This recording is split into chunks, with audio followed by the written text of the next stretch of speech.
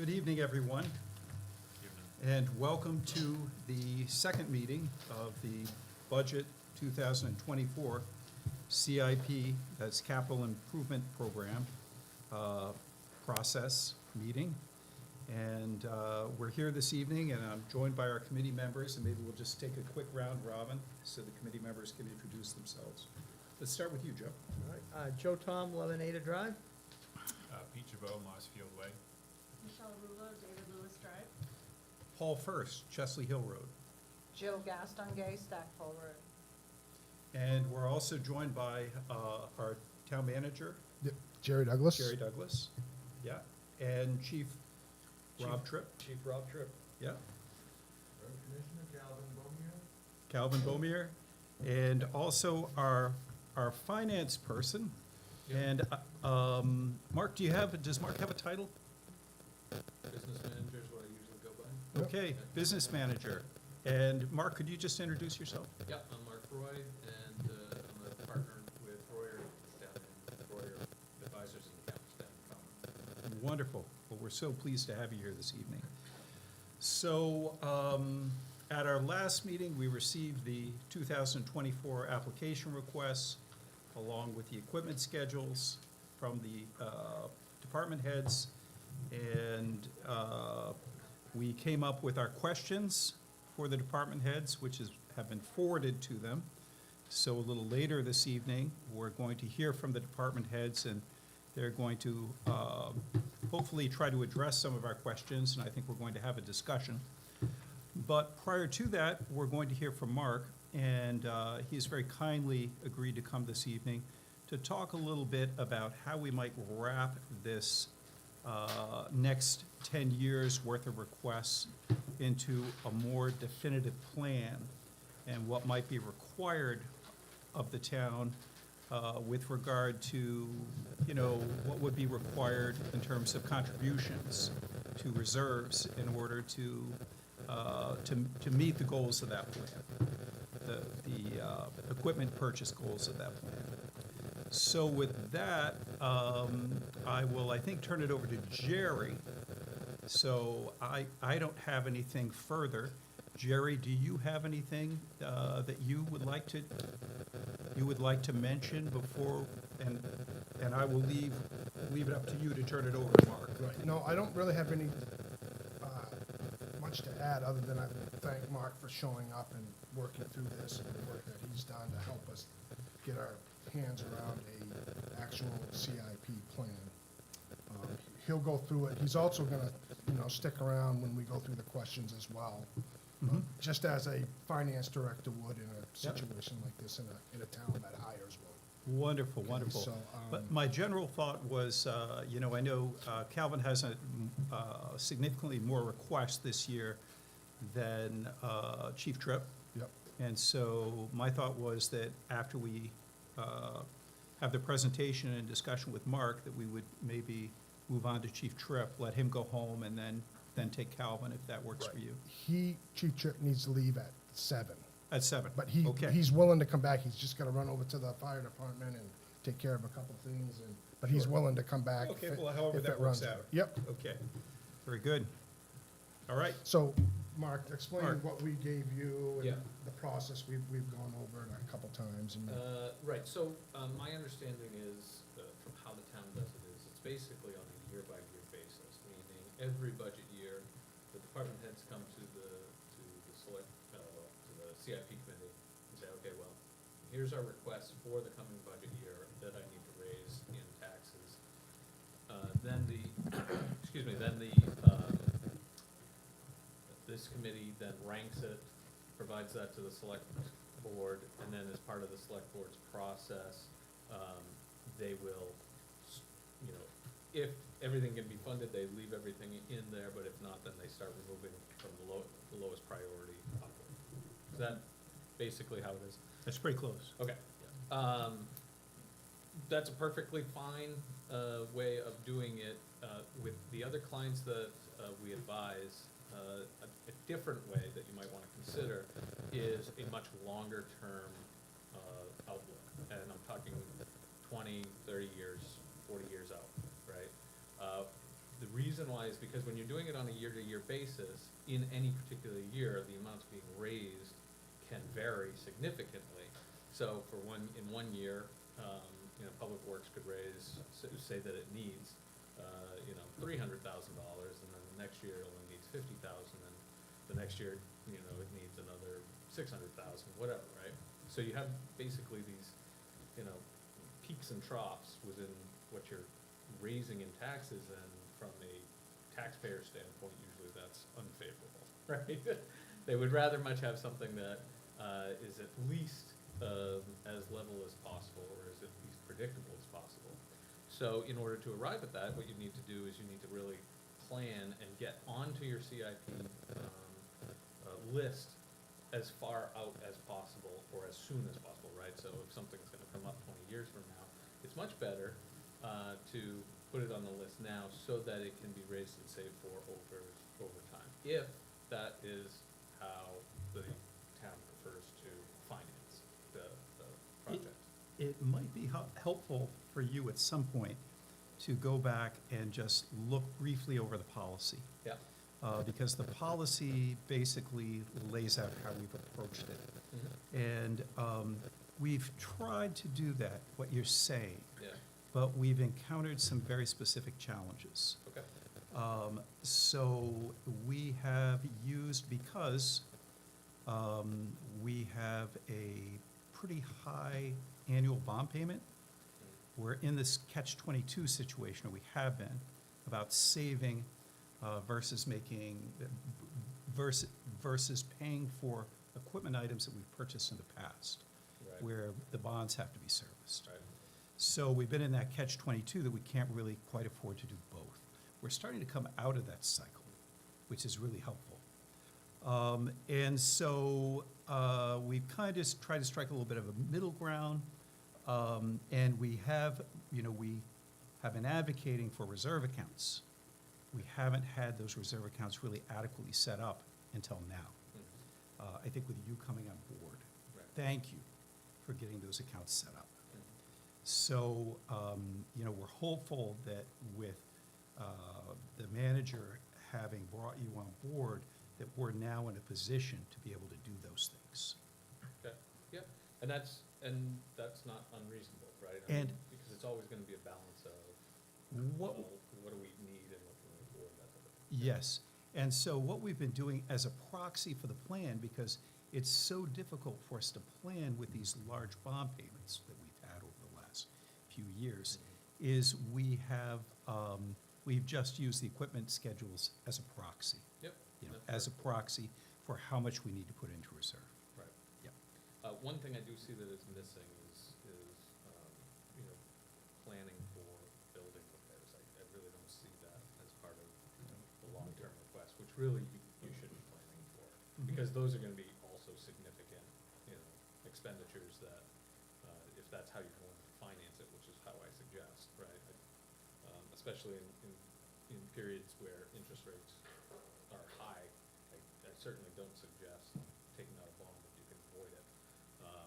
And with proper planning, you can avoid it.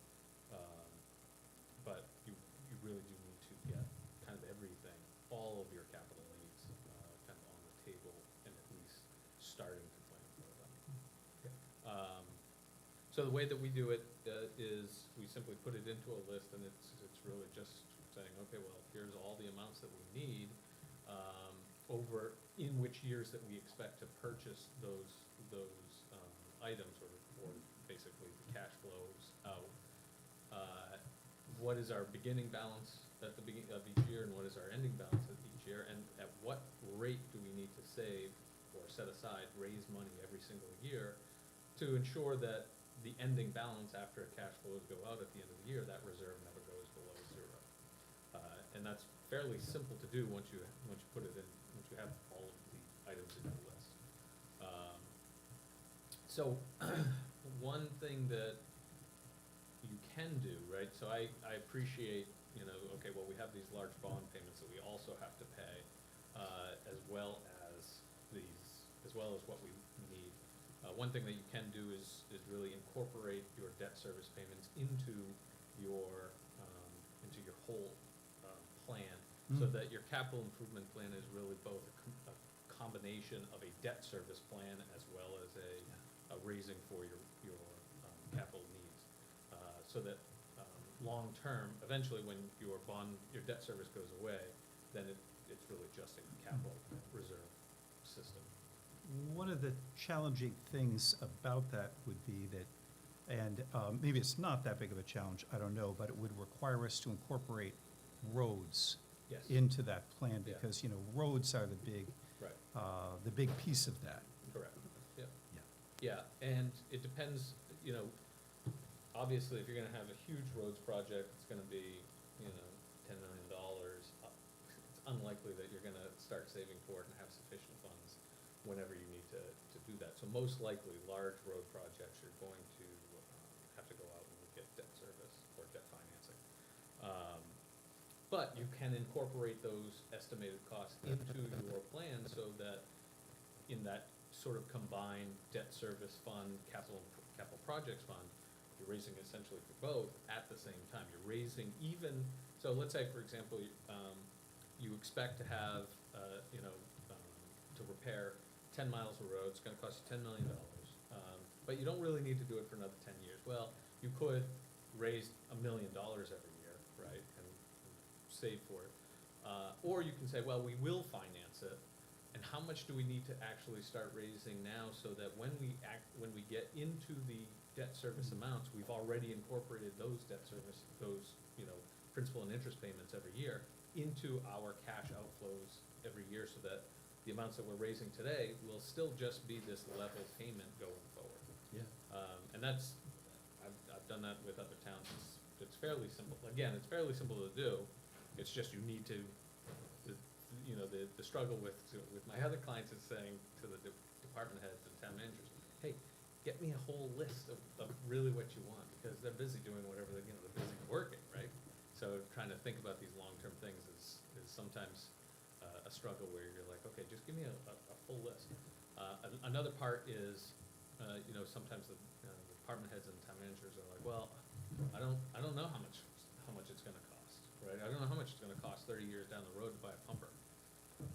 Well, it's not gonna be zero, right? And it's not gonna be $10 million. I mean, we can start narrowing it down from there. We don't need an exact figure today for something 30 years down the road, but we do need something that, gives us a range, that gives us a number that we can start raising towards, and then as we get closer and closer to the date, as more and more information becomes known, well then that number and that variation from what it will actually be from what we're planning, narrows down until we're like, 4 or 5 years out, and we're pretty sure we're gonna be able to get it for this price, and we've raised sufficient capital or sufficient funds in order to purchase that capital. So, yes. Question based on that, is one way to maybe do a guesstimate, is just say, okay, a pumper today would be $20 a pump. Yeah. And inflation is 1%, Yep. and we need it in 20 years, so it'll be Yep. 20% Yeah, higher I mean, than right, it is I mean, today. that's how most people do it, right? They go, okay, well, let's just factor in about 3 to 5% inflation every year, or 2% inflation every year. Which, obviously, in short spans, that may not be accurate, right? Over the last Right. couple of years, 8% would have been a better thing, but over the long term, an average percentage interest rate will get you where you wanna go. So, yeah, so it's not very difficult to arrive at some number, but it's better than nothing, right? Because if you don't put anything in, and you start raising funds, so I had this with one of my towns. They've been using this process, and it's been working well, and so they only have to raise, I think it was like 300,000, 400,000 every single year. They do it as one big reserve, so all of their department's capital projects are in one big capital project, capital improvement reserve. So everything, fire department, public works, municipal buildings, all of that is in one big thing, and they're planning for it. And so they were raising a flat amount. Well, now they're like, well, we need to demolish the public safety building and buy a new one, and build a new one, which will include, debt service and all that. Okay, that's fine. How far out do you wanna do that? Oh, 2 years from now. Okay, well, 2 years is a bit short, ramp to arrive at that. So, they had been, 300,000, 400,000, I can't remember, every year, and then all of a sudden they have to raise 800,000, which is a huge jump, and so they had to try to figure that out on the operating budget side. Okay, where do we skimp in order to still, be able to raise the amounts that we're really going to need to raise, regardless of whether people want it or not. I mean, public safety building is gonna fall down, so we need to replace it, so. So it's those types of things where, like I said, the most glaring was that I don't see anything related to buildings where you really do wanna start thinking about that so that you raise for it. Cause otherwise, if you don't raise for it, you're gonna have to borrow for it, and, cause it's got, roofs cave in, right, boilers blow, so if you don't plan for it, all it means is that you're gonna end up borrowing for it whenever it happens, and you're gonna have this huge spike in taxes that you're gonna either have to account for by cutting some other part of your budget, or just, withering complaints from taxpayers saying, why are the taxes going up, 10% from last year? Well, it's because we didn't plan for it appropriately, right? Well, whose fault is that? Well, that person's from 10 years ago, that's their fault, really. So really, that's what you wanna look for in the long run. So implementing this plan, by the way, compared to the way you're doing it now to this, is likely, just so you know, just so you're prepared, is likely to result in a much larger figure than what you're used to.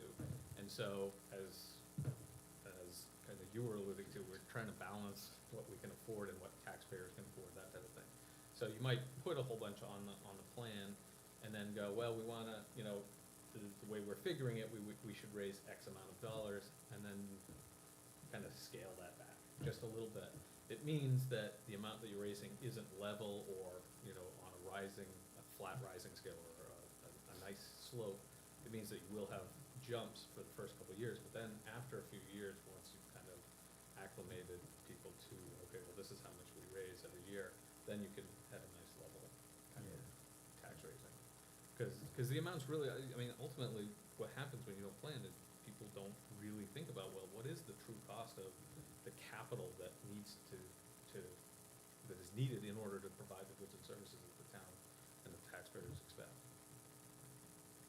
But it is possible that those, if we implement a staggering increase, that it is offset by our debt, if we plan for it properly. What do you mean by that? It's offset by your debt? Well, if you look at our debt payment schedule, it's gonna Oh, be yes, going yeah, okay, yes, down. yeah, I get that, yeah, So, yes, that's correct. and Yep. like you said, if we're designing this so that it's also covering debt payments, Right, exactly. then it may not be as felt in the pocketbook of the residents. Right, yeah, that's correct. I'm not sure what the other committee members' thoughts are on this in particular, but my own personal thought, I see that, at town meeting, we're still sometimes grappling with, what is the capital improvement program? And, why are we putting this money in reserve? And how much do we need to be putting in reserve? And I think that the plan that, you drafted, and we haven't had a chance to review it yet, Right. but potentially has the ability to really put some of that to rest, which is a really great thing.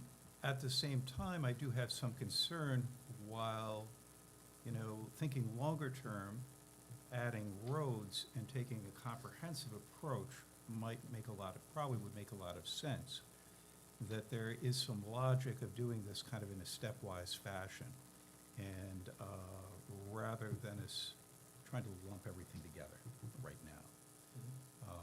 Personally, I kind of like the idea, for the time being, of sticking with the vehicles and, these other capital aspects we have, and leaving roads aside, given what we have on our plate, until a later date. I don't know what others, and maybe I'm jumping the gun on this discussion a little bit, but I don't know what your thought is on that, Jerry. Whether you'd like to try to, bring roads into the fold on this, or whether you'd like to, wait a year or two at least until we've kind of got this up and running. If your yearly paving that Calvin does, I would leave in the operating budget. Yeah. And when he has culvert projects or bridge projects or a major Exactly. construction, that would be Yeah, a bridge request for a projects. capital project at that point, Yes. but Okay, I would a strong strongly- reconstruction. major Right, that reconstruction. would be a request for a Okay. capital, but I would strongly encourage to leave his paving program in his operating budget. Yeah, Yeah, absolutely. thanks. Yeah, that makes sense to me too, and maybe that will, change over time, but, and certainly the bridges, I think, are a Right. great point. And, sometimes those road projects are so big, like road reconstruction, they can kind of dwarf everything else. Right. And with the rains that we have, sometimes if you have a big road washout, it sometimes is to have some money set aside in case, because, you have to fix that, Uh-huh. like, immediately. Yeah. Especially because people need to get to their homes or business or work or whatever. Yeah. That's another topic. Yeah, just trying to kind of narrow this down a little bit Yeah. with regard to our target this year. What Absolutely, we're trying to target this year. right. Yeah. And, Yeah. and Mark and I have talked, and that's why I've kind of expressed to him that we're just gonna do with the equipment later, and this is kind of a starting point for Yeah, us. exactly. And so Starting we point. can expand on this in later years, Right. especially as people get accustomed to it and used to it and understand it. Exactly, and as some of the bond payments start, Right. reducing, falling off, Right. as Joe mentioned. I think if you look at the bond payment, I believe from 23 to 24 is like 177, something like that, coming off 1,000. Right. So, Yeah. that can help with other capital reserve accounts if that's where the town chooses to, direction to go in. Mm-hmm. Okay. So do you kind of want to go over both the capital and the fire, what Mark has kind of put Yeah. together and kind of show you what? Absolutely, Kind of yeah. explain sure. it a little bit?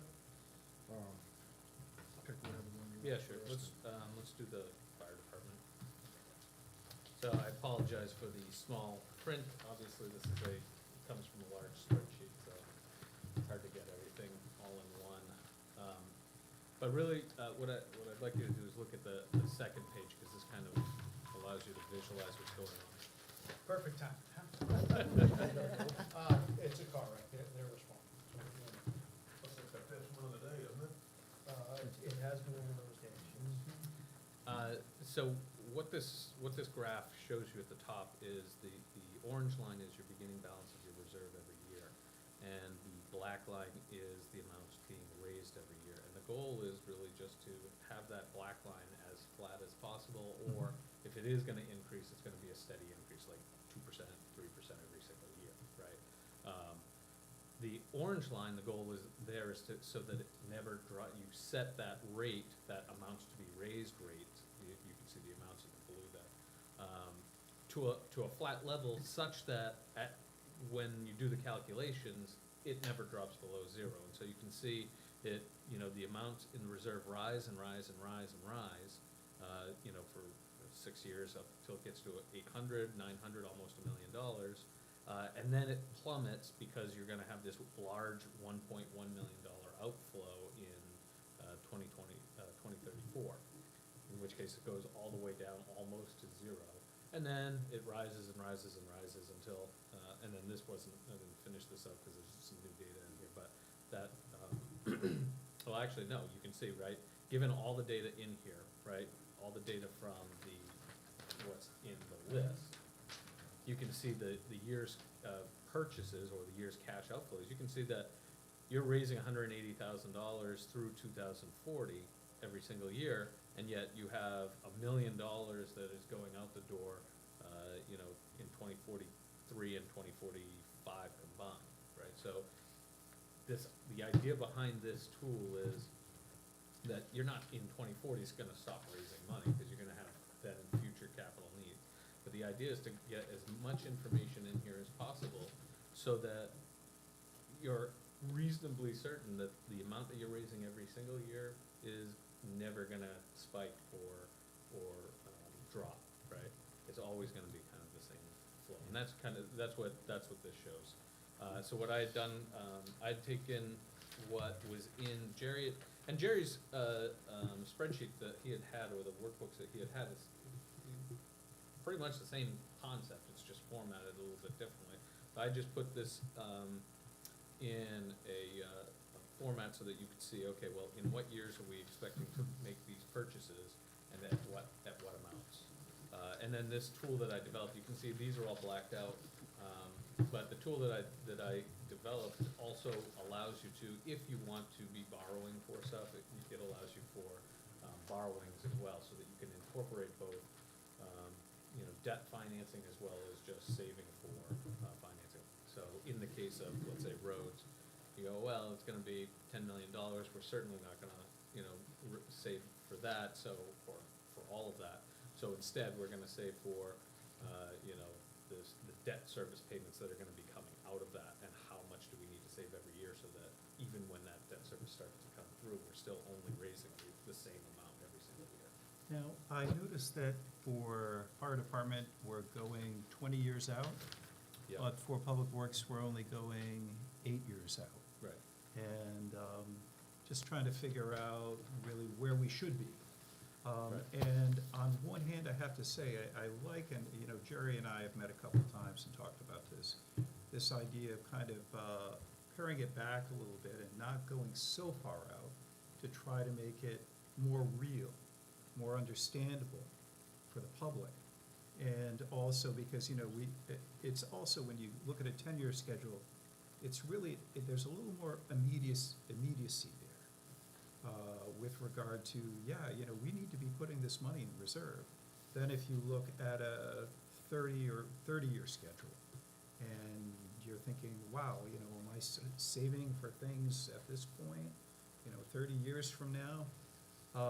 And then the other piece of it is just for the department heads with regard to maintenance and trying to keep it simple for everybody here. So we try to get this on a stronger foundation. Right. I think if the town committed to a plan where it was level, Yep. to replace the equipment and whatnot that we know we're gonna have, then perhaps the project request that we submit, because we already have it on the schedule.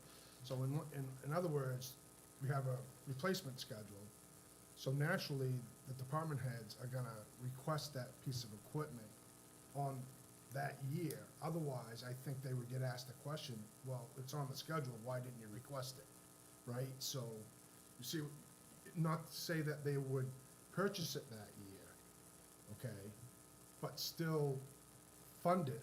So if you do delay it, you've set it aside so they could purchase it at that later time. I think that's a really good point with regard to the delay. Right. That we still need to raise the money, even if Exactly. we delay the purchase. Right. Because it might be advantageous to delay the purchase because we see we can get more bang for our buck by, running this vehicle for another 2-3 years. Right. But then by still, saving those funds, it puts us in a pretty good position, a Right. better position for the town. Exactly. My comment on keeping it shorter horizon is, I would caution against that. Okay. Yeah, and I'm not saying that you should do, it's absolutely necessary that you do 40 years or 30 years, but once you start getting closer and or shorter and shorter horizon, there's always this worry that I have that you're not really planning for what you really are gonna need. Yes, so we were at 30, and we pulled it back. This Oh, yeah. year, we pulled it back to 10. Or at least Jerry and I have discussed Yeah. pulling it back. I don't know if that's Well, where we ended up. have, for the most part, we have like 10 and 12-year replacement schedules. Right, So we Right, could, right. we A could, we cycle, could do full that cycle. 2 and 3 times to get Yeah. out there 24 and 36 years. probably the fire apparatus is gonna be the exception. Right. I bet. Right, because Public Works, they beat up their equipment so much more than the fire department does every Yeah. year, plowing and salt and, Yeah. they're just heavier equipment. So maybe that's really the answer to the earlier question, which is why we're out to 44 years or to 2044 on the fire, but only, 10 years or so on the public works. Right, and, Maybe it's gonna be different. and, there can be a discussion on is 10 years too little or too much? Should we be Yeah. looking at 12? But it just really depends. Each year is so different with equipment and how long it lasts and how it gets treated. I mean, there's just a Yeah. lot of variables because really in public works, your trucks and this, it's really a tool is really what it is. Does this, correspond with the equipment schedules? Yes, Okay, yes. Uh-huh. And that's all it is for that one, for that 10 or 12 years replacement schedules. Now, we could put them in there again 2 or 3 times to get out there that 30 or 40 if we want. After talking with, but in any given year, like right now, we're starting, so we're do long-term planning, we need to do it, but we also need to keep in mind, we gotta fund 2024 too at the same time. and in the replacement schedules, we were, and it's in the policy that we use an inflation factor. Yeah, Are we still doing that? I don't do it, over the last couple of years, it's very difficult what number do you choose? I mean, there's been 3%, but interest rates are now 8%. I think So, Mark's right. point there was a very relevant one with Yeah. regard to some years you're gonna hit it, other years you're not. Right. But we need to be Right. looking at the long term Yep. and just pick one. Absolutely, and his program can do that for us Yeah. pretty easily. Yeah, So this would streamline CIP as well. Right. Because you wouldn't be coming here and keep asking for the money year after year. You'd end up just, once you level load and you say, hey, here's my plan, my 10-year plan, I want this, this, this, and this, then you're already funding it if you're level loaded. I'll call it level loaded for lack of a better word. And then the only thing you'd change on your capital plan is something new came up. Or something was gonna change, like you weren't gonna buy the truck. Or you were gonna have to buy the truck earlier because of some mishap.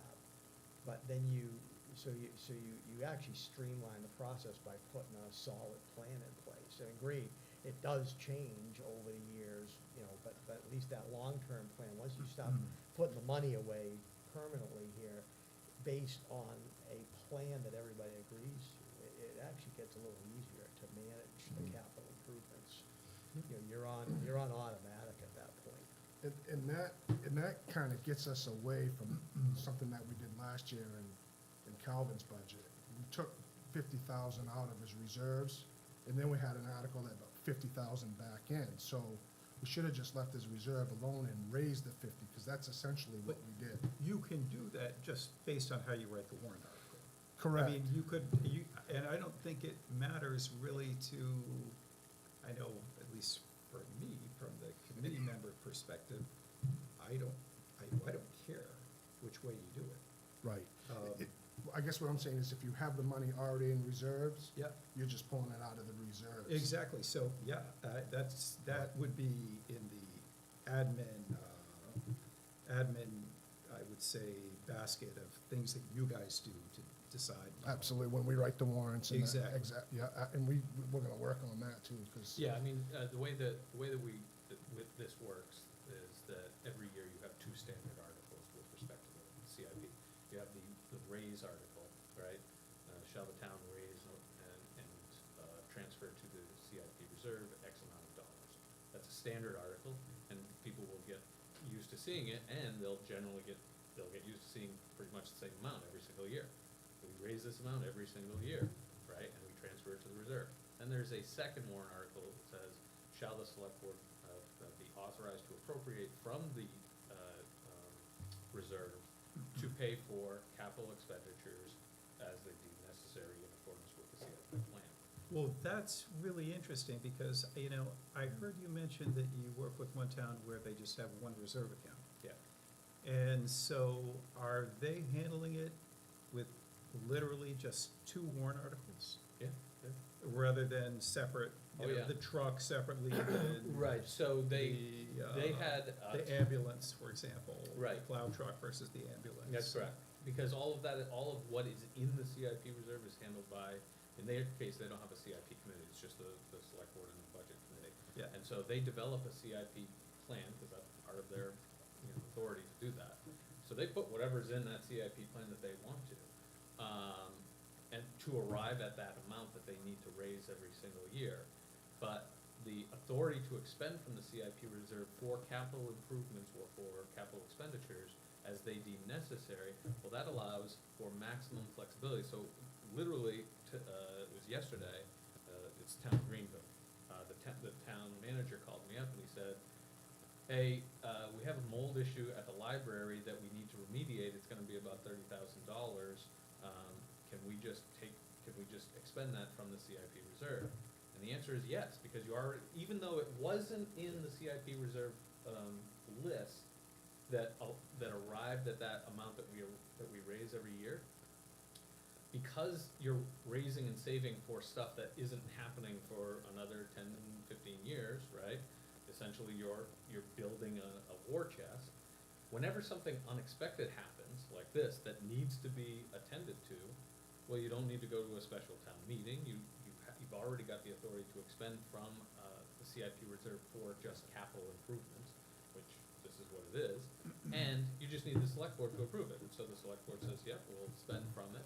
I add it then onto the list so that when we're doing the calculation for next year, we have now incorporated it. And the result is that almost always, it doesn't change what we need to raise from one year to the next because we've factored in so much stuff. When those, at town meeting, when the citizens raise their hand, are they raising their hand for one figure, for one amount to be put into reserve? And it's based on, I assume, the plan. And for example, the mold is, in that case, the mold wouldn't have been on the plan. Correct, but what they're raising, when they're approving to raise and appropriate, they're raising and appropriating a particular amount to be set into the capital improvement fund, which is which is Yeah, separate yeah, from the yeah, general, which is separate from the Yeah. general fund, right? And then they have an appropriation article that allows the select board to appropriate as they deem necessary from this fund. I see. So Okay. it's whatever they deem necessary. So, Yeah. most times, every single year, they have a list of projects that they're gonna go through, right? This is our 2024 list.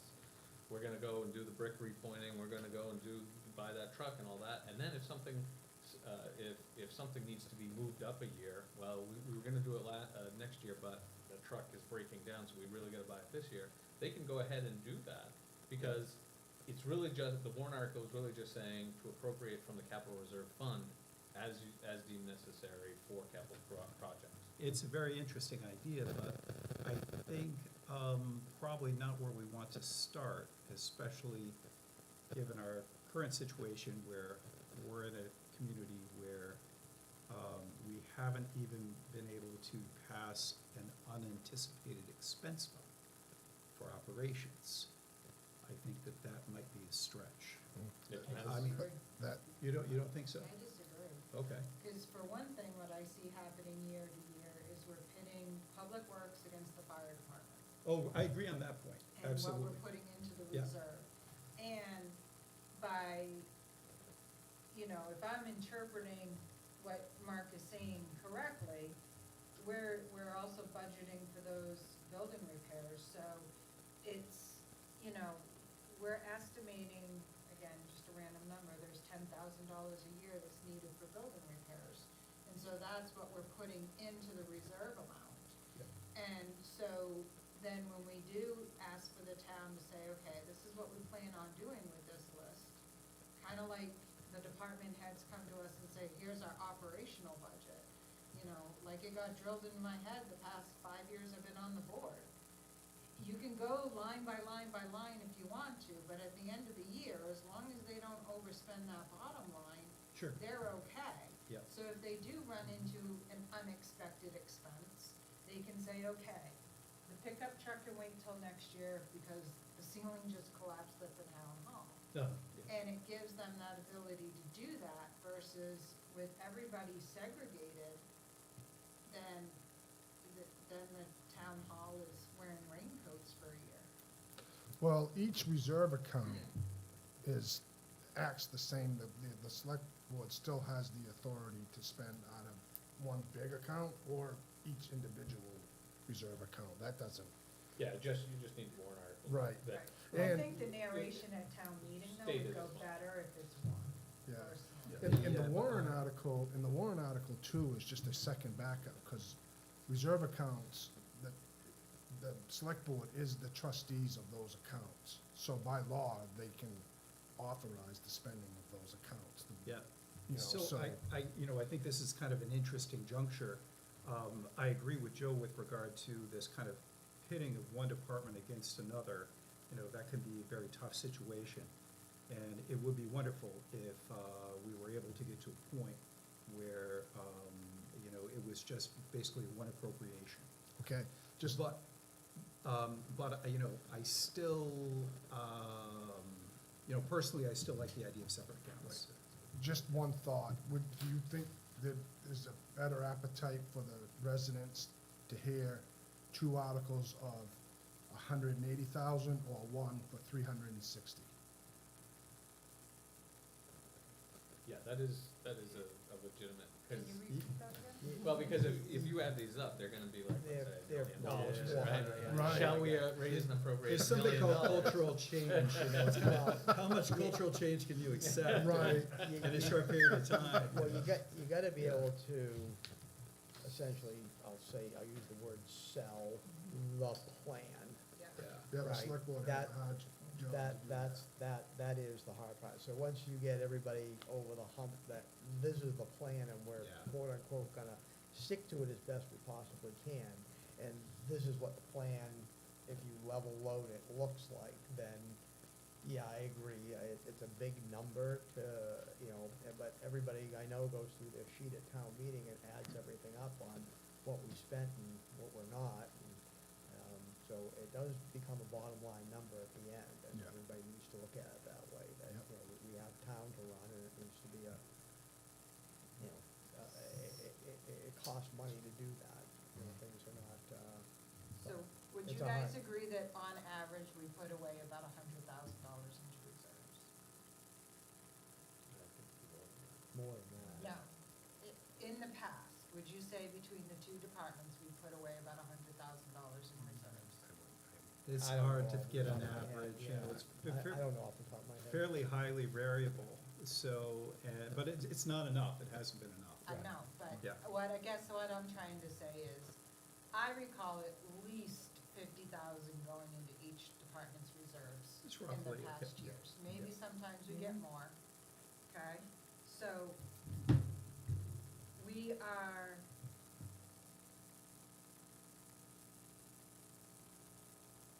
with what we're taking out of our debt services, we are paying, maybe I did my calculation wrong, let me just triple check this. But we're not adding that much more this coming year. Well, let's wait till we get there, we haven't gotten there yet.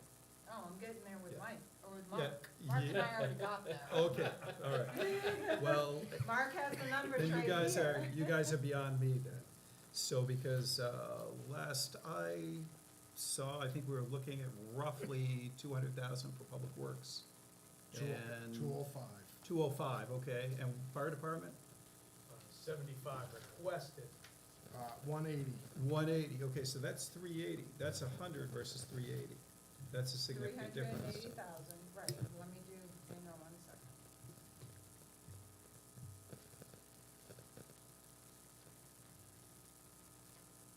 Just, like I said, I think I might be off, but.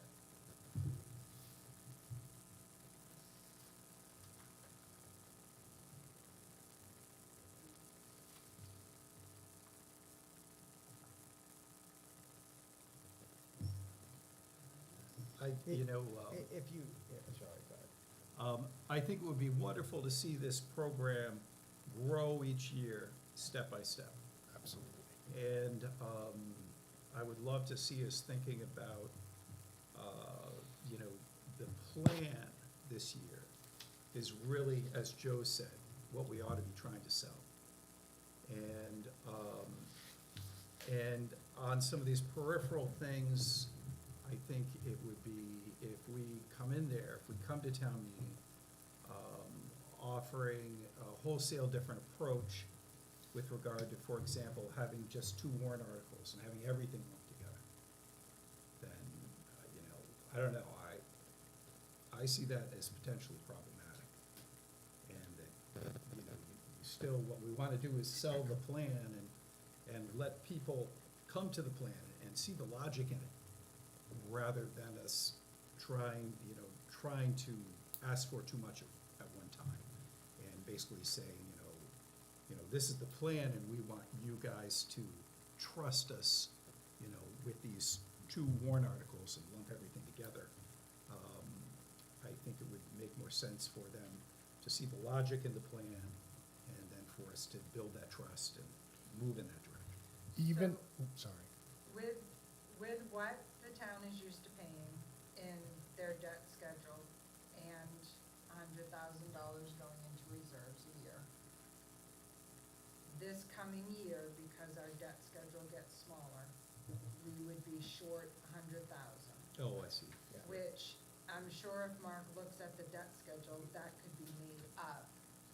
And so, in a sense, the town, when they're looking at that bottom line, it would be flat. They're hoping once the debt schedule goes down, that they see some savings in their, taxes. And I think based on how quickly our debt schedule is going down, I think we'd be able to forecast that for them. My feeling is, because I'm not elected, I would never, ever say to any taxpayer, oh, well, we're gonna have savings in a future year. Because it's unrealistic to say that. It just is, it's just unrealistic. It's unrealistic to think in any normal economy where you have rising inflation or rising rates, that you can have, you know, a tax rate that goes down. The amount that you're paying for governmental services is somehow magically different than the amount that you're paying for bread or water, right? I mean, it doesn't make any sense. So I would never say to a taxpayer, oh, don't worry, you know, in 5 years we'll be able to, you know, flat tax it or even get a tax discount. No, plan on 3 to 5% increase in your property taxes every single year, because that's how the economy works, 3 to 5%. But I'm on a fixed income. I know, that's problematic. You should really try to get off the fixed income. I recognize that's more difficult to do than it is to say, but it's not realistic, which is what I tell my parents, and they're in the same situation that most people are, where they're like, well, I'm struggling to get by. I'm like, I know, this is why it was bad planning on your part to have 6 kids. And, you know, Ooh, I'm not touching that. this is my fault that you didn't think right. But now you're in the situation that you're in. Unload on us here, Mark. But in reality, you know, I think it's unrealistic to ever think, or I think it's, I don't think it's a good idea to ever promise The- you're gonna have a cut in your taxes. There are some solid arguments to be made with regard to the fact that we've been deferring capital expenditures Yeah. because we've been carrying such high debt service. And that now we need to, you know, get on these things. We've got to make some I just- money. And the other point I'll just mention briefly is, we don't want to be, the other point to be made is that we don't want to be in a position of bonding right now because of the bond rates. Right.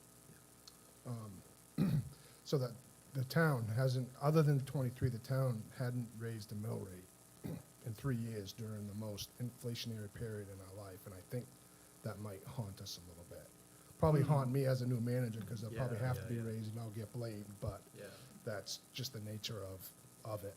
But back to your point about the asking for large amounts of money, do you think the residents would have a problem doing that if they saw that the tax impact wasn't really that bad? Because that's really what it comes down to. I think it depends on how it's presented, honestly. And I think that if you're able to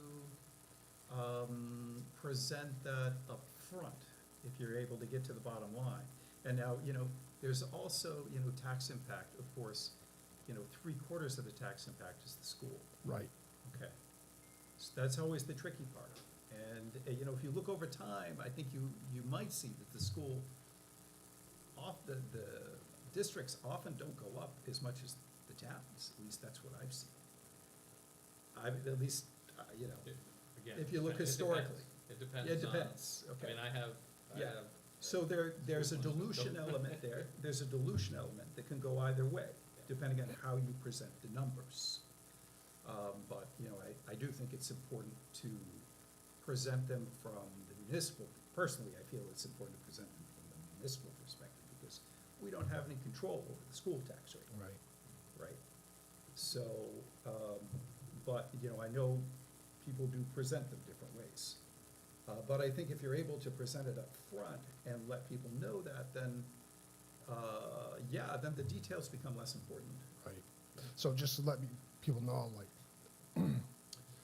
what is it? It's like 78 cents or something, like 70 cents of every dollar that funnels through this town office goes to the school. And almost 7 cents goes to the county. And we're left Yeah.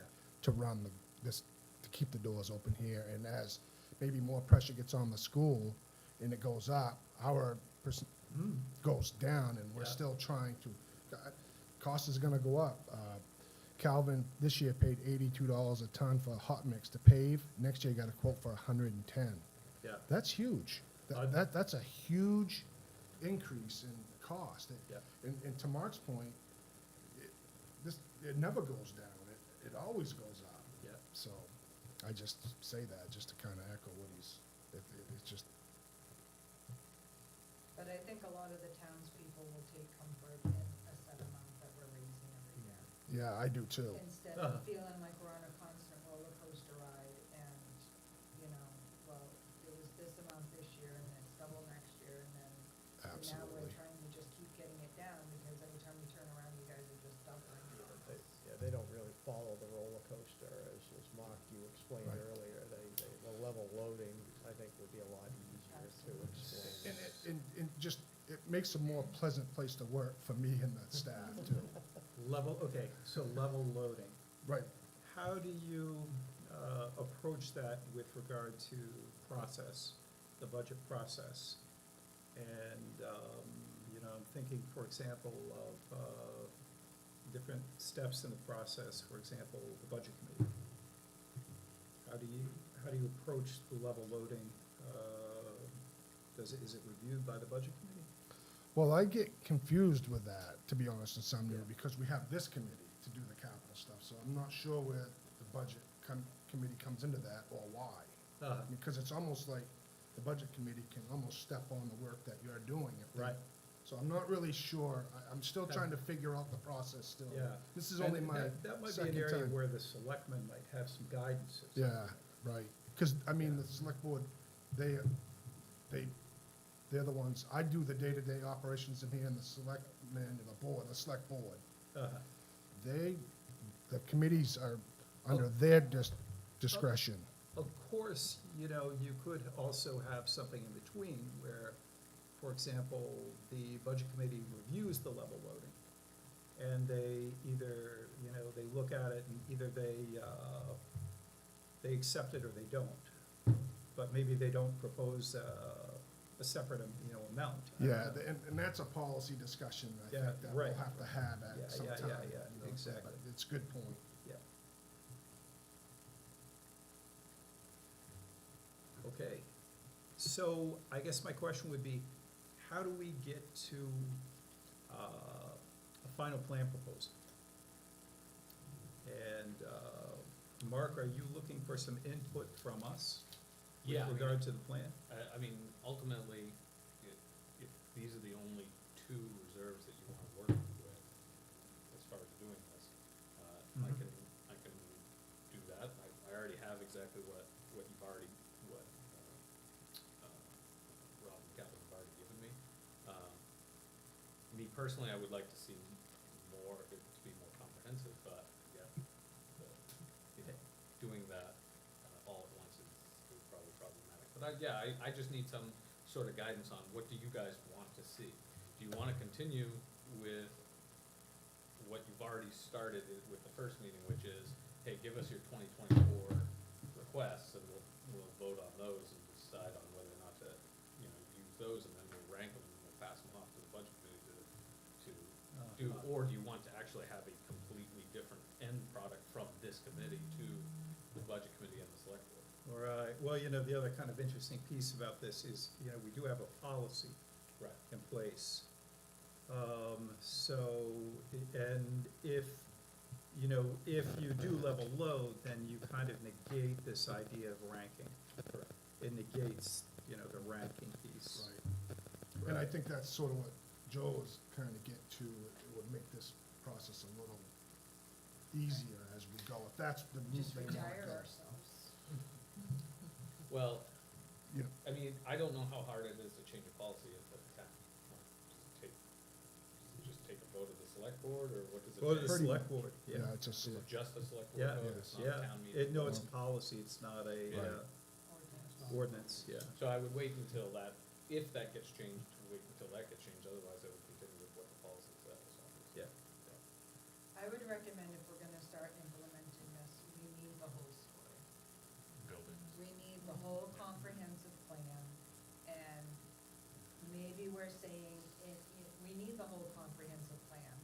And we're perhaps saying to the department heads or to the town, look, right now, the amount that we're asking for is just covering the equipment in this comprehensive plan. Next year, as our debt ratio goes down, we're gonna start asking for the buildings part of it. And in 5 years, we're gonna start asking for the roads, the major roads and bridges part of it. But I think if we're going to introduce this, we have to introduce it comprehensively, not looking like oh shoot, we've gotta add the building maintenance now, now we gotta add the roads now. 'Cause Yeah, yeah. that doesn't begate trust in the town when you do it like that. Well, I think that's a really good point, and the other piece of that is if you are, if we're going to change that policy, we need to have a new policy, and that it would be helpful to have all of, our plan, kind of codified in this new policy. Well, I So think what our steps are. I think you have to write the policy based on the plan, so I think we need Mark and the department heads to do their job completely, so Yeah. that we can then write the And- policy. I don't think we can write the policy first, not knowing what Yep. Yeah, I the agree. storyline Yeah, is. yeah, yeah. So what I can do is I can put together, if you wanted it all in one, right, look at the kind of the similar idea that Greenville does, which is one big capital improvement reserve or fund, right, capital project fund, including debt service coming out of that. I can do that up for you so that you can see, okay, we're gonna put in everything, including buildings, including debt service, including going out, let's say 20 years, 25 years. And then I can show you, okay, well, in order to make sure that this never goes below zero, given your outflows, how much you need to raise. Well, that doesn't necessarily, so for example, the 185,000, right, that we have, right? Well, that doesn't necessarily mean that you would have to raise that year in particular if you want to introduce this slowly, because it might be such a huge jump from one year to the next from what taxpayers are saying.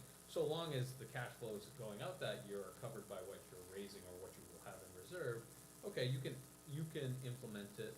You'll still have the full plan, right? You'll still have all of your capital projects and all of your debt service in this plan, but you're just not raising at the amount that would be recommended in order to keep it nice and flat. Instead, you're raising it at a lower amount this year, fully understanding that next year we're gonna raise it a little bit more, fully understanding that next year, that the following year, we're gonna raise a little bit more, until we get to a plateau, and that's where we're gonna be at, right? And that's generally where we're gonna stay going forward. So you would still have the full plan and be able to explain to taxpayers, we're not fully funding what would be recommended to have it flat from year one onward. We're ramping up to that flat amount. And 5 years from now, every single time you see it going forward after 5 years, it'll generally be the same amount or a very small increase from then to there. And I'm curious to see with the debt ratio going down, I Yeah. don't think that steady climb is gonna be that large of an amount of money. Yeah, I agree. I think when you do your I mean, calculations. what happens is the longer that anything that you put in that's further out, obviously, doesn't have as great of an impact on how much, the calculation that you would need to raise, because it's further out in time, right? I mean, in order to raise flat, $400,000 for something that you need to purchase 20 years from now, well, that's $20,000 every year, right? Or if you need to raise it 40 years from now, well, that only adjusts your amount every year to $10,000. So the further out you go, it's not as great of an impact as you would think it would be. It's actually a smaller impact, right, on the current year amount that you're gonna raise. But, yes, I agree, you could definitely do what you're saying. And I think as far as selling something brand new like this, if the select board and the budget committee are on the same page and recommend it, it has a much better chance of doing it. But Yes. and if yourself, Yeah. if you're at town meeting as the Exactly. chair of this and you get up and speak, Yeah. we might We be need able a to do little time this. to bring it up. Right, absolutely, I get that, but we all need to collaborate, cooperatively yeah, do yeah. this together, because if we're at Exactly. odds, it'll never pass. Yeah. And it might be something too, that again, when we look at it, that we're implementing it in like 2025 versus this Mhm. April, Yep. because Mhm. the numbers fit better with how Mhm. the debt ratio is decreasing. Okay. Yeah, that's very helpful. Thank you, Mark. Yep. So did you have, I'm just thinking with regard to, and I think that's longer term, bigger picture, very important. Hopefully, we can all move in that direction. With regard to this year and the CIP process this year, this plan looks reasonable to me. Do the other committee members also feel that this is a reasonable plan to present this year? No. What do you mean by this? Well, As this- far as the two reserve amounts? Well, as I listed mean, here? here's the thing, is I'm not talking about the longer term plan. What I'm saying is, as in, basically for, in order to support what we're requesting for reserve this year, are we going by this plan or are we going by equipment schedules? But- I think without explaining to the town, there's no way you're gonna jump to 200,000 and 180,000 this year. There's no way Well, the town's gonna accept that. I don't think without that's further what's on this explanation. plan. I think It if is you, if you look at page 2. okay, well, I'm looking here at page 1 and I see for 2024, I see a mower, an equipment trailer and a pickup truck. So that's what's That's supported by the equipment going request. out. Okay, Right. exact, That's what's okay, part of the and existing then what are we asking for reserve this year? You go with Mark's Oh, okay, plan. well, he's asking for 205, Right. I see, okay. Yeah, that's gonna be tough. Yeah, so maybe this year we just stick with our replacement schedules. Okay, so here's my question, when would be a good time to bring it to town? Because at some time, they're gonna hear that number, rather Can't it's, answer that question until Mark finishes his job. We need to know what the comprehensive amount is gonna be with the debt schedule in there, with the building maintenance schedule in there.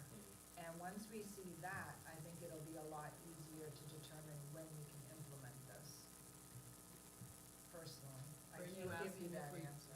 We bring it this year, or? no, at some or point, to just at some explain what point, we're doing? at some point, you have to bring it to the townspeople, and it's gonna be a big apple to swallow. We're not ready to regardless. bring it this year. Right. We're just- I we're not. understand that, but at some Yeah. point, But you're you're- still facing the same, I think you're talking about the education part.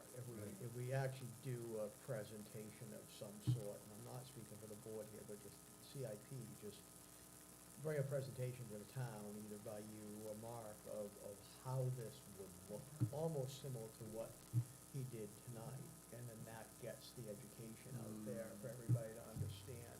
Yes. For next year, that we're going to possibly, up to the board, change CIP the way that operates, and maybe change the way we look at this for the future. But, I mean, again, that's a board decision, not my decision, but, I mean, it is a way forward with this. It is a good idea. I also think, It's worth to visiting. Jill's point, I mean, I think with rough math, what's coming out of debt service replaced with reserves, like, there's not additional Right. $400,000 Right. is going to be, well, instead of paying debt service, we're gonna be putting this away, which I would think would be interest bearing, so would be ahead of the game. Yeah, my calculation is exactly what Jill came up with. It's not that much of a leap to go to that number, but Right. it is an education process, right? And I think if we plant the seed with all of the information at the town meeting this year, I think, looking at the numbers, my guesstimation is this would be a much easier pill for people to swallow in 2025. Especially if, even if we change how we're doing our warrant articles this year, to just have it in one warrant, that it's our debt and reserve amount, so that they see that amount, and then they kind of see that that amount doesn't change all that much from year to year. That's the baby step change that we make this year. I'm not sure, I would think without a better vision as far as how the money's gonna get spent, I think it might be looked at as a lack of transparency, because if you're just saying, well, just give us the money and we'll decide how to spend it, as opposed to how the process has been, I don't know, I haven't participated, so shame on me, but. No, I'm thinking just the reserve amount and the debt amount, you know, if we educate them to say, okay, in the past 5 years on average, it's been this amount of money, we're asking for it to stay this amount of money, so that we can then implement the plan that Mark is just educating you guys about for next year. You know, I've found the selectmen's budget, select chair's budget presentation that has taken place at town meeting for the last, I don't know what it was, years, under Kevin, very effective in terms of educating the, town meeting participants and voters. And part of that is because, you have everyone who is voting right there in the room. And he was able to use that very effectively, that audience. And if, for example, we were able to have a short presentation by Mark, even if it's only, a 10, 15-minute presentation, at the beginning of the town meeting, I would think that would be very effective in order to really do justice to explaining this. And I think, Mark also brings a lot of expertise that we have been needing in the past, and I think that will show and be appreciated. This year, it looks to me like we're probably pretty much where we've been in past years, except I still do like the idea, Jerry, of kind of keeping with the a somewhat condensed time frame.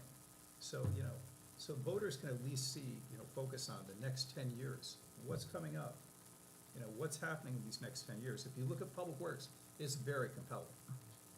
Because, you see that after if you go 3 years out, all of a sudden, we've got a $250,000 expenditure every year. This is coming every year. We're replacing all those plow trucks that, and cycling through all those plow trucks that we took over or bought when we started the Public Works program. So, yeah, in terms, and ultimately, in terms of the warrant, I think it's the selectmen's prerogative, how they want to present these items on the warrant. And the town manager, of course. It is. Yeah. But there's ways of doing it where even the board needs some education too, Yeah. you know. So what are your thoughts with regard to, how you'd like to present it on the warrant this year? Would you like to have the individual warrant items, Well, that's- basically the projects?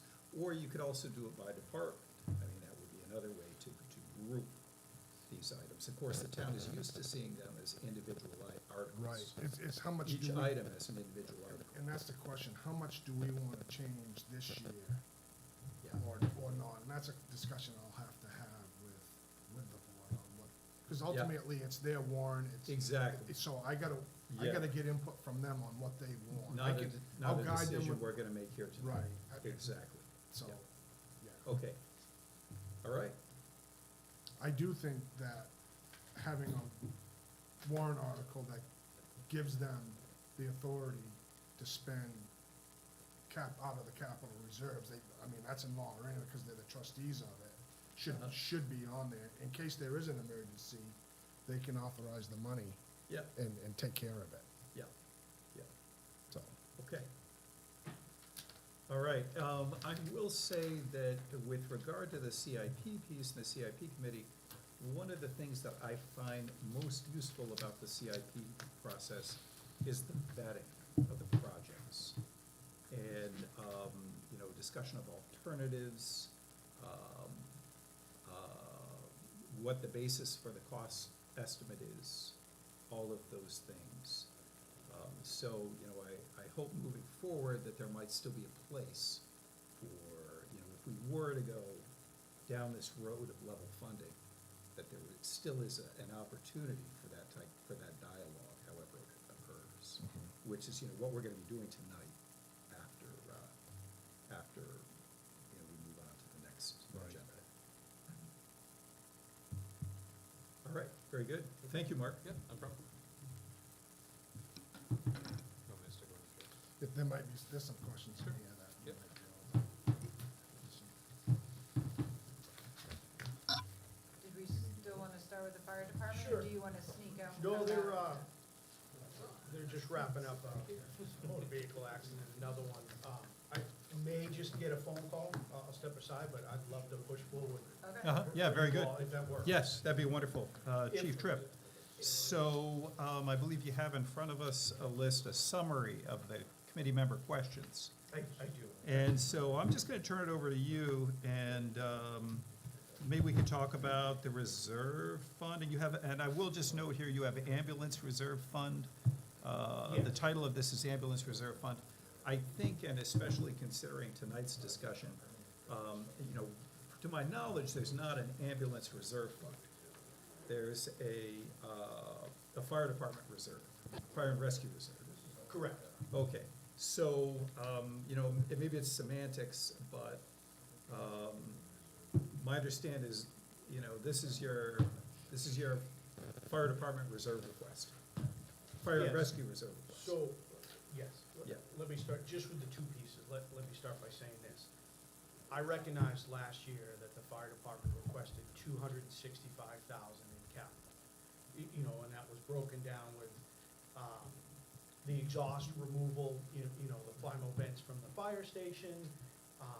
It was, a generator needed to be purchased, a rapid response vehicle, and then we put aside, and it was voted on 125,000 from the ARPA funds to, remodel or revamp the Quint, the ladder truck. Yeah. So I recognized last year that we asked for a lot there was funding streams there. Sometimes you ask for funding streams. So this year we went light. I understand as a team concept through Jerry, and other revenues, just as you brought up, Jill, that sometimes it's not good to have the fire department pitted against public works.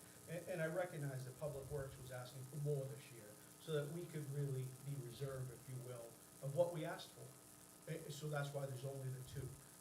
The first one is the 50,000 reserve to be put aside for an ambulance in 2029. Just as I said, and I do have the questions, again, that's not in line with currently the projected, you know, cost every year.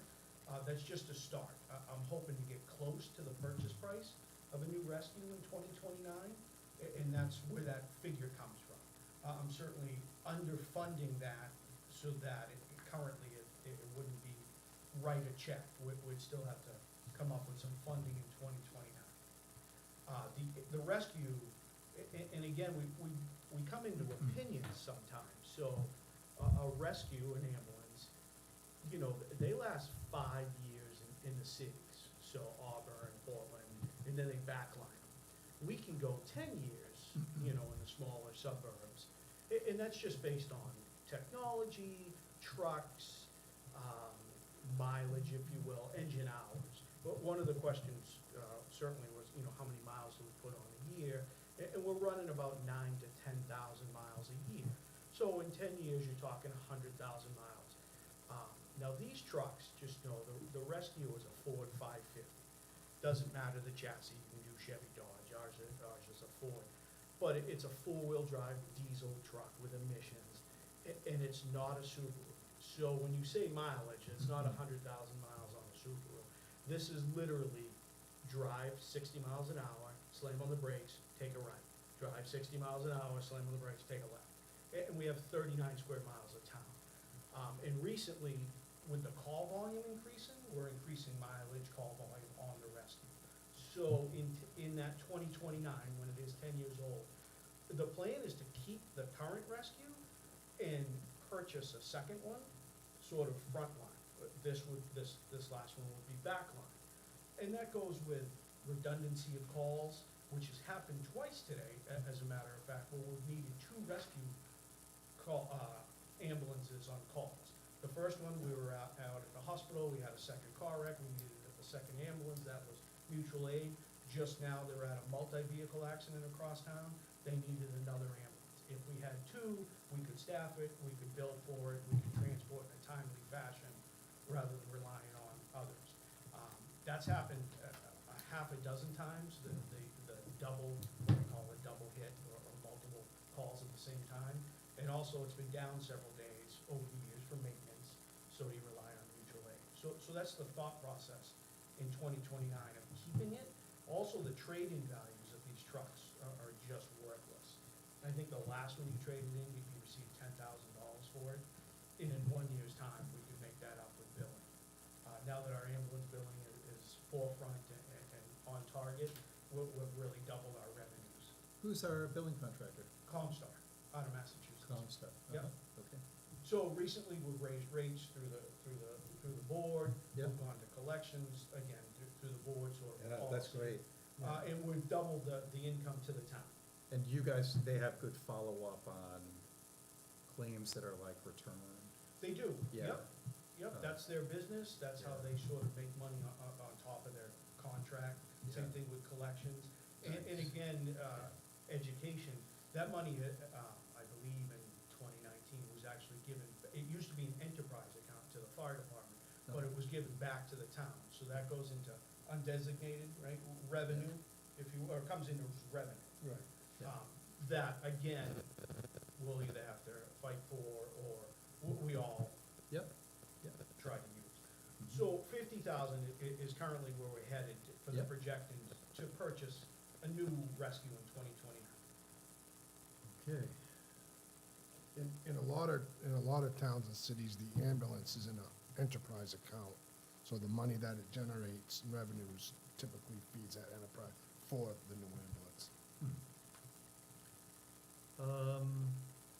Okay, so questions for Chief Tripp about the ambulance reserve fund or fire department rescue reserve request?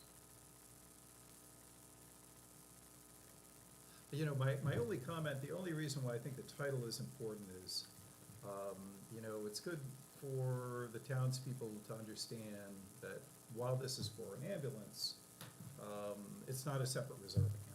It's, I think, you know, I think it's a little confusing.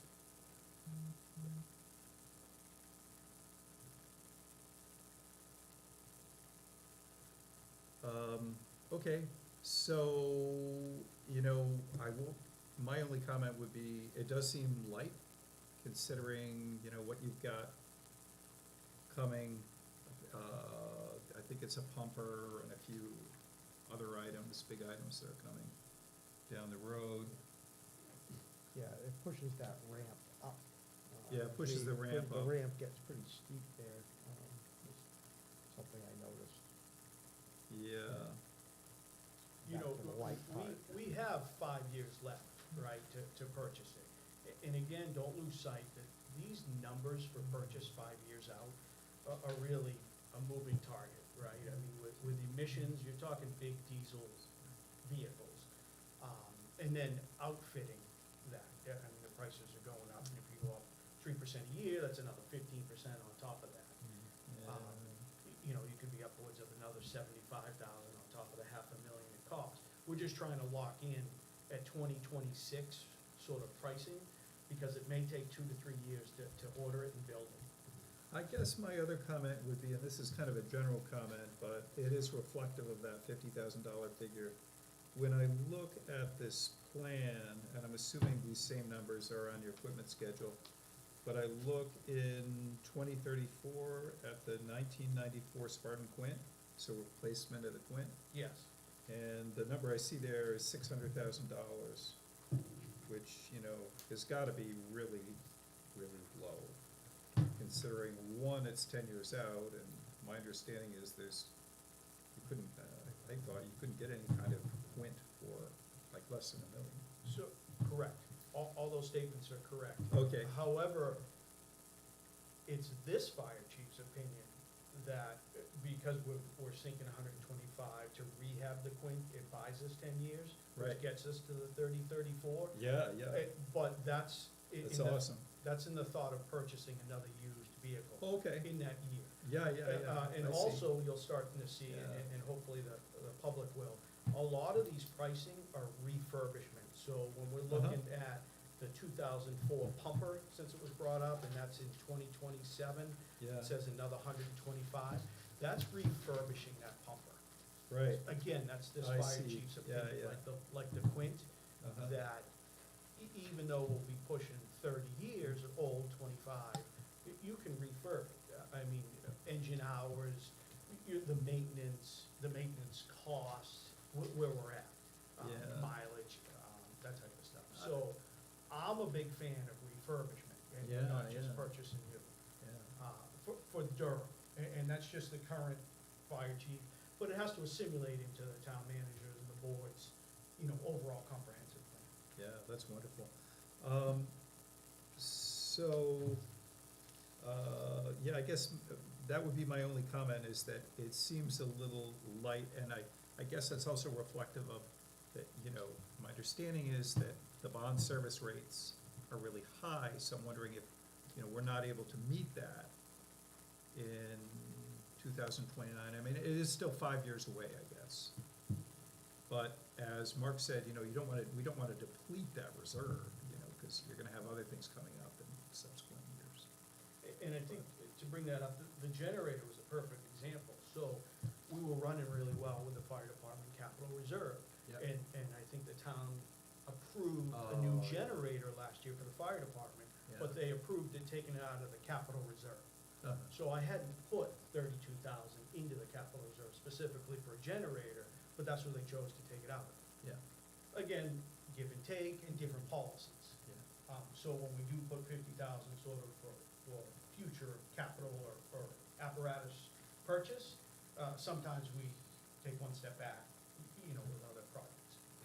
All right, so other questions for the chief about the ambulance reserve fund? No, but I have a comment. Okay. I really appreciate the fact that you're looking at this and it might be low or it might be too high.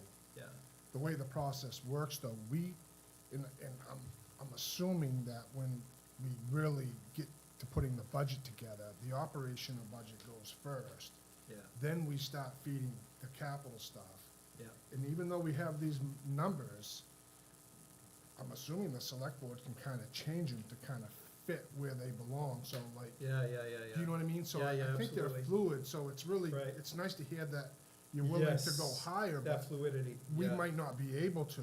Right. Or we might, you know, Yeah, because yeah, that's appreciated. as we're filling these out, we're Yeah. filling these out 6 months ahead of time. We haven't done the operational budget yet. Exactly. It's, Yeah, so it's just, yeah, so, you know, and I guess the other piece of that is, with regard to budget processes, there's still, you know, the budget committee. right. But yes, I think that's a really good point, and we're gonna rely on you to keep that fluidity in mind. Right. too. Thank you. Yeah, okay.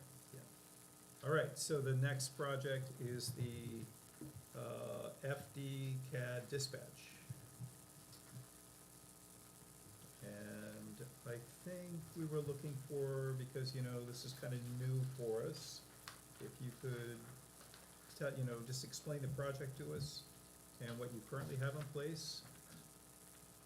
Sure. Those types of things. Give me 1 minute, Paul. I will. Oh, yeah, no problem, yeah.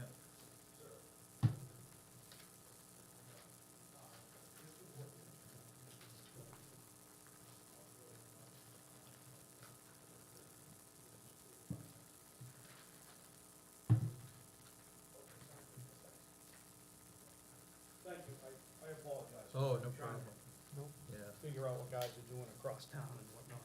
So, CAD, computer aided dispatch, okay?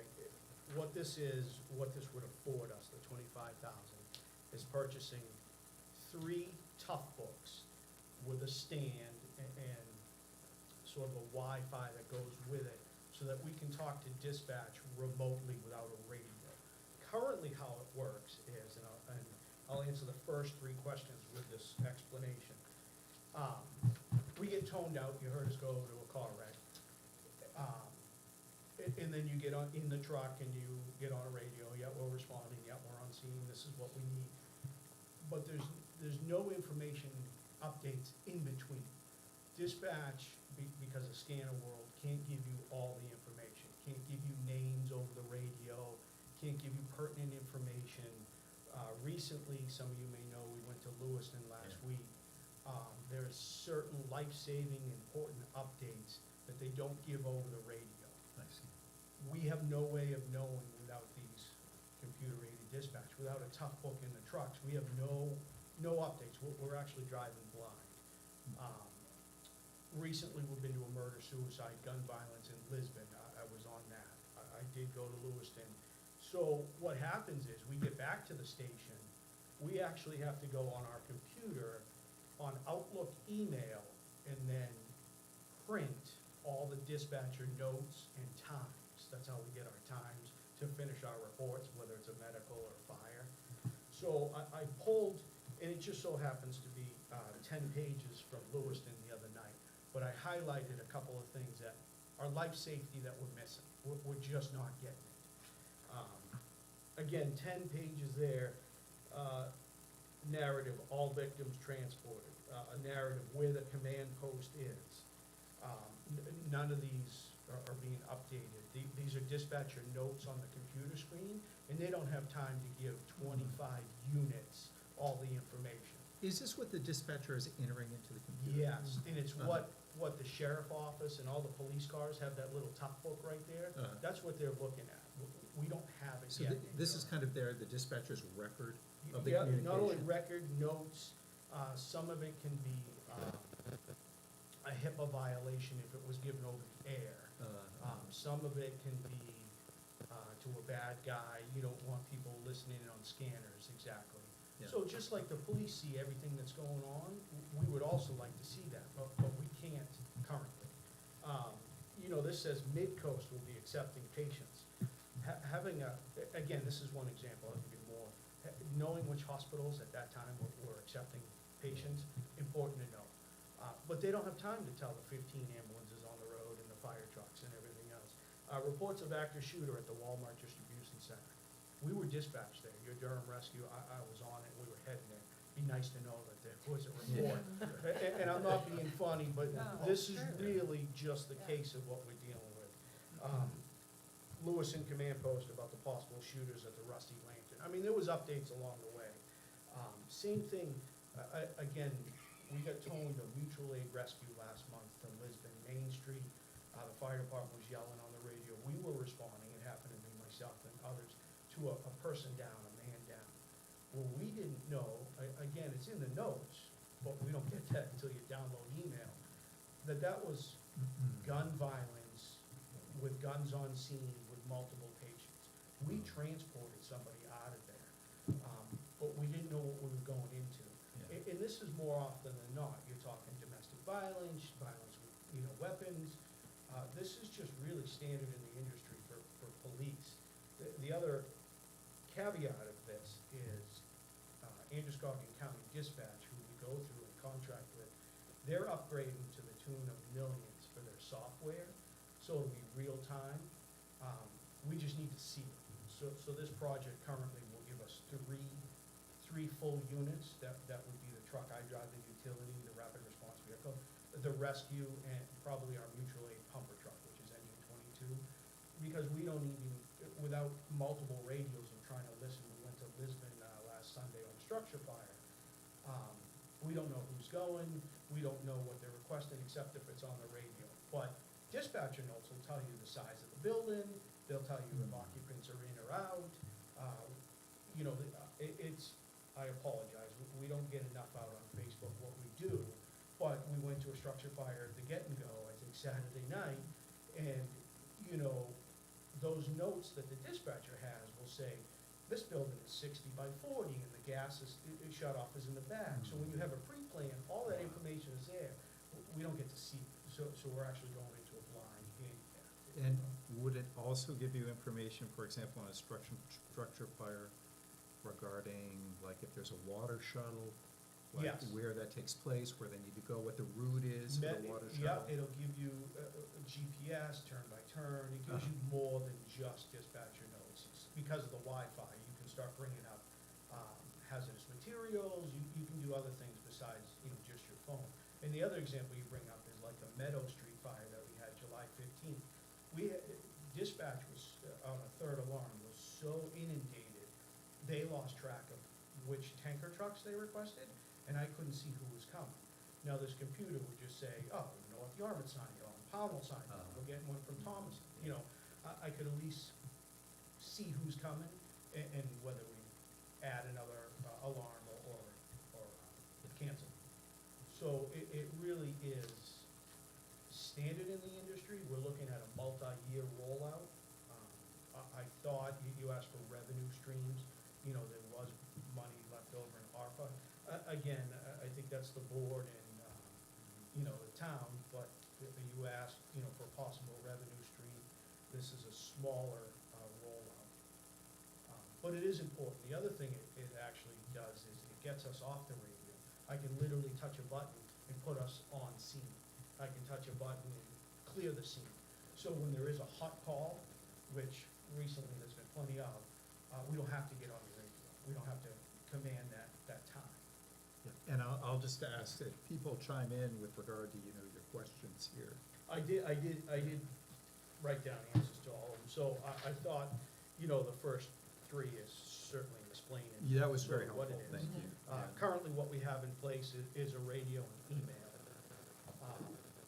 The example of the situation, again, is just whether it's multi-victims, gun violence, you know, what we're really rolling into that we're not seeing currently.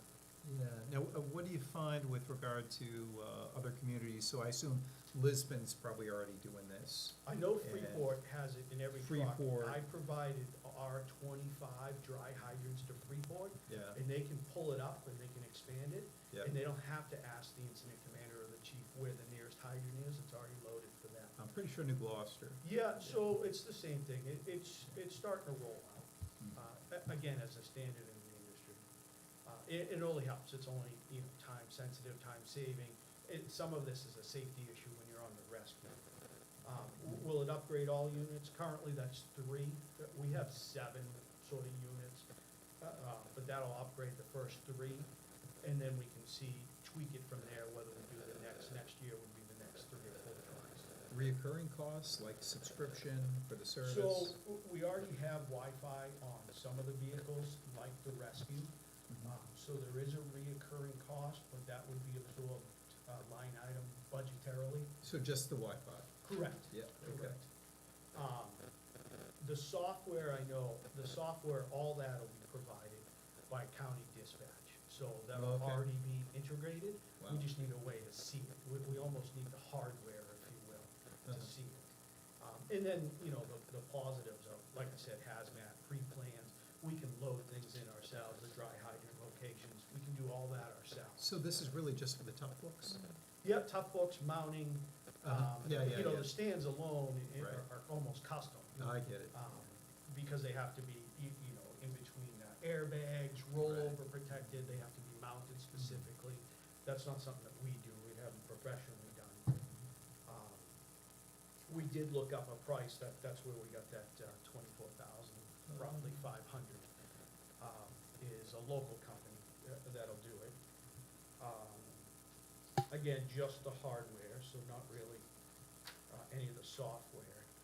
Maine EMS is offering a Wi-Fi cellular program for the rescues statewide, so that'll help us with that, offset for the rescue costs.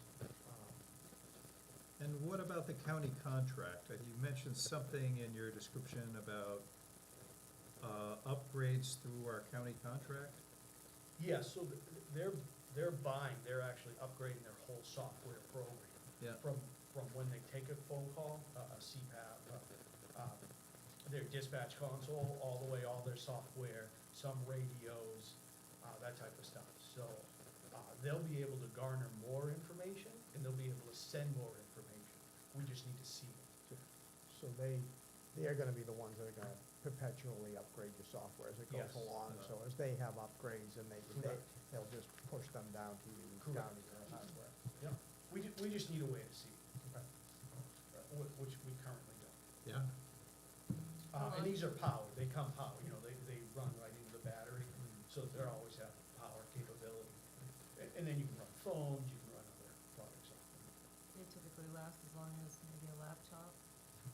These are found more, because we don't have to keep upgrading the software, so the hardware is just more than your personal laptop. The tough books are a little bit more money up front, because they're fireman proof, if you will, or they try to be. You can drop them, you can take them out of the cradle. When you put them in the special cradle they come with, it powers the laptop, so you don't have another external wire. And then you can take the tough book out, if you will, so you can put it on the back of the truck. You could literally send emails if you want, you could send messages on a larger scale like we went to. But they are like sort of water resistant, they're more than just a laptop. Yeah, sounds like a great project. What was that, did you have that marked as a priority one or I have, well, two? let me see. Yeah. It's necessary. I Uh-huh. put it as a 2, Yep. just as a necessary. Yeah. Again, that's up to you all. Okay. I was excited about it. I know it's a multi-year rollout. Just the opportunity to do it, that's all. Yep. All right. Other questions for the chief? More of a statement than a question. It also seems to me like it would save you a lot of time when you arrive. It's not that 20-minute update of what's going on. Correct. And I didn't say, there's other things, we have a backup to our phone, sort of, it's called I Am Responding, sort of a dispatch that we pay for. A backup, I can see who's sort of responding. But that's difficult if you've ever driven in the dark, trying to look at your phone and drive, lights and sirens somewhere, and you're trying to see a little phone. That would be on the tough book, so I could just glance. It's a safety thing while driving. Driving town vehicles and looking at your phones against personal policy. That's new to me. Did you know you're on TV? Sometimes that happens, folks. And there's 2 Ps in trip, so you can write it up. Wouldn't be the first time. Yeah. It is, the other difficulty is, you hate to bother dispatch, like, can you repeat that address? Yeah. Can you repeat the apartment number? Because you don't get it all the way. They're very busy. Yeah, sounds like an important project. Thank you, and thank you for, your creative approach to,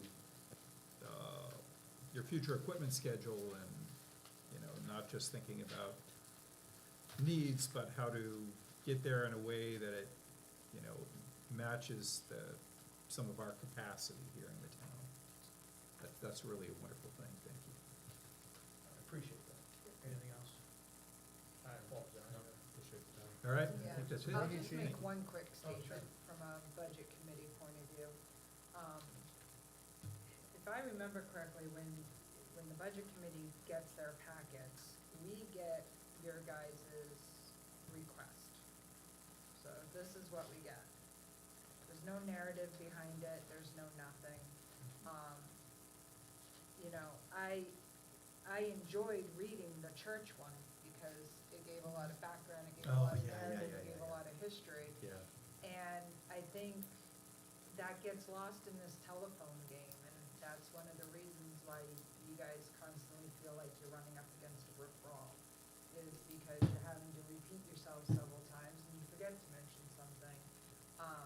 So I think if it's allowed, I would recommend that you guys take notes from tonight and update your applications.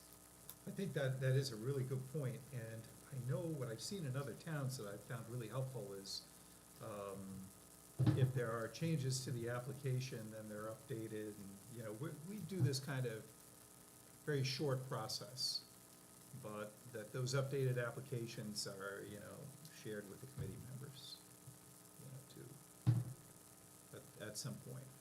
But I think it's a really good point, and I think it's especially relevant to applications where I think, you know, Chief Tripp had more than some in his applications, but I know, for example, you know, not to pick too much on Calvin, but some of those applications, Calvin, weren't more than a sentence.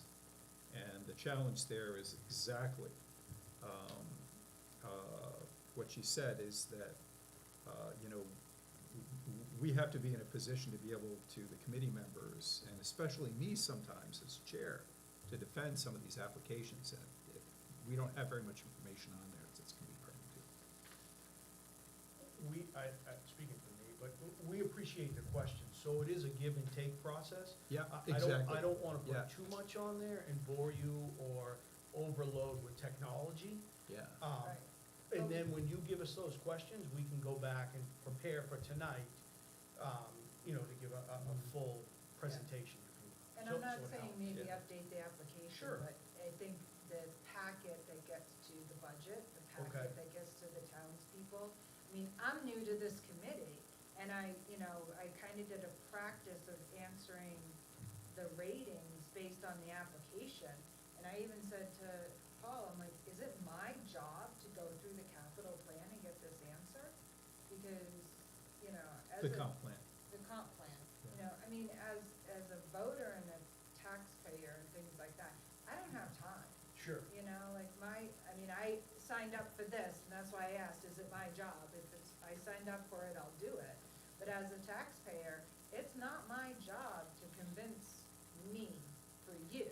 It's your guys' job to do the convincing, and I know in the past you've taken a lot of the questions and combined it for when you are giving answers and things like that at town meeting, but Yeah. I think having things written out that people can read ahead of time, at least those that take the time to try and educate themselves, getting the facts from you guys versus second, third, fourth, 15th hand on Facebook is gonna be a lot more valuable. This is true, but I'll also say, you know, what I've seen at town meeting is, you guys get to town meeting, you're really well prepared. And you're prepared to answer questions. And I've seen it from both Calvin and the chief, that, you know, given the chance, you're really effective. And I think that this process really helps in that regard, to think about these questions, because, you know, we're not only committee members, but we're taxpayers, and so, you know, we have the same questions that they're gonna have at town meeting. You help us, you actually prep us, it's the coaching side of it, but before we get to the game. It's Yep. literally what happens, because you're just a microcosm of the taxpayers and everybody's questions. Some may not understand technology, some might not understand the funding stream, that type of stuff. Yep. So it does help, and you're right, Joe, we can add or clean it up from here. It's very simple, it's already saved, and you can just pass it on from there. And maybe the place to really think about this also is, like, you know, next year when you're writing the applications, to just, you know, think about like, okay, well, of course, the good explanation of what it is, but also, you know, are there any alternatives, those types of things. You know, if you can hit it, if you can do a fairly good job out at the first shot, that, you know, that'll move everyone further along. But, you know, I actually found your application pretty reasonable. I'll take it, Paul. Thank you, Chief. Thank you. I appreciate it. Okay. Thanks, Mark. I Appreciate it. Thank you, sir. Thank you. Yeah. See you next week. Oh, no, I work Yeah, every right, day, that's right.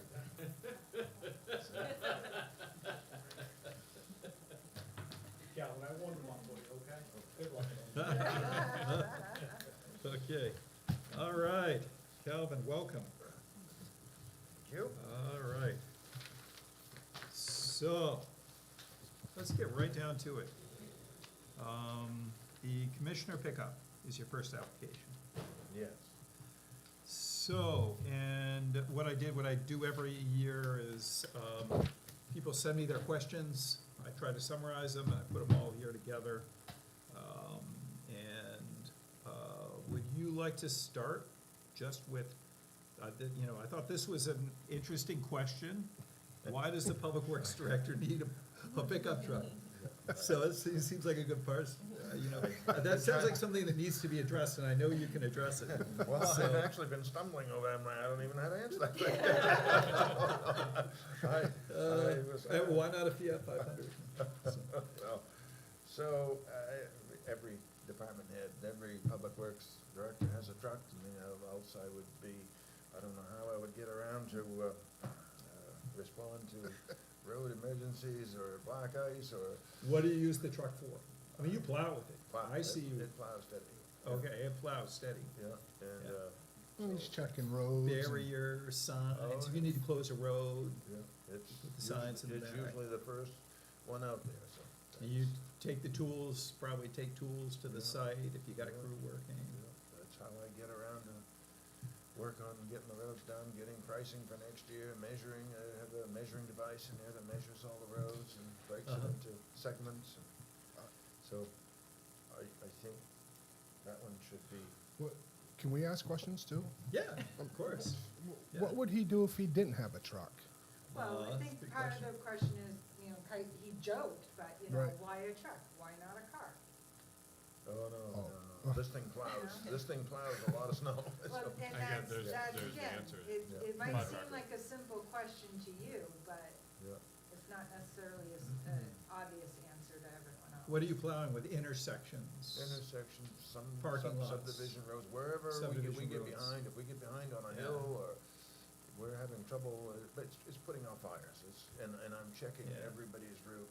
So each truck has about, 12, 13 miles, and I'm traveling all of them to make sure that everybody's putting out what they should be putting, and that I gotta get everybody out of here at the same time. I need to make sure every route is, the roads are in this similar condition so that we can all be out of here. So I can't just be here and say, okay, the roads look good on this route, so pull the plug, and then find out that on the other side of town, it was 5 degrees colder, or a different application rate had been used, and with more traffic and snowpack had developed. I gotta make sure the roads are bare before we go home. So I'm covering the entire town. So you currently have the HD 2500, Mhm. right?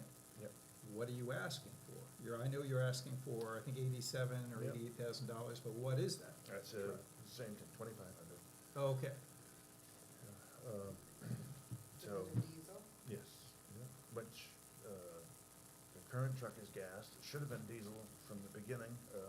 They have much more torque for pushing, and this thing is struggling to push what it's pushing with a 10-foot plow, so. But I, in talking with other people, it was put in as gas because we had to buy everything all at once, and so funds were limited, and to try to get the package all together with what funds were available, that was the best I could do, so. what's the cost differential? It's probably 15 grand difference. So,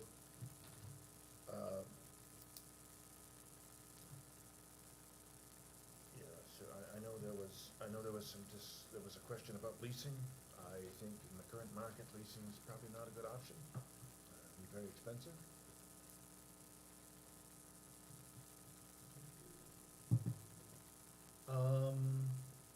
There's a number of questions here related to the condition of the current truck. And, future expenditures aside, what do what would be the cost of, is there something physically wrong with this vehicle? Well, I was tasked, Mechanically wrong. I was tasked a few years back with, and I had this challenge that most people don't have, is that we started the department 10 years ago. So a lot of things were bought all at once, And Yeah. so to try and spread that out, you had to have some stuff a little early, some stuff later, to try and keep us, get us out of that position where everything had to be replaced at once. So, Yeah. this truck is 10 years old. I know the towns I've worked in before, everything was on a 10-year plan, and that's what we did. And after 10 years, they start costing you money, and it's more to do with, it's more to do than with, is the truck broken? I want it to be reliable. I want to know that I can get in it. I don't want to wait till the truck is broken, then ask for a new truck, Yeah. and then have to wait a year or two to get it. It's trying to be proactive, and the truck is 10 years old. It does have some rust because these are out, I mean, right now I could stick all 4 fingers in the rocker panel on the outside of the truck on the driver's side. It's rusting through there, it's rusting through, and some of it is just a GM issue with that particular year of truck, and additionally, these trucks are, primary functions to work in. When you guys stay off the road, that's when we go out in the salt and the calcium chloride, and we're running through that steady. So they work in a very corrosive environment. There's brake lines rust out, the frames get very rusty quick. What's our current capacity with regard to the public works mechanic? I mean, is he doing rust repairs and welding and that kind of thing, or does that stuff, or only preventive maintenance, pretty much? He's doing truck repairs, but not Uh-huh. body, not that kind of work. Oh, I mean, okay. and he can't, can't slow down rust, or, I mean. Yeah, okay. Okay,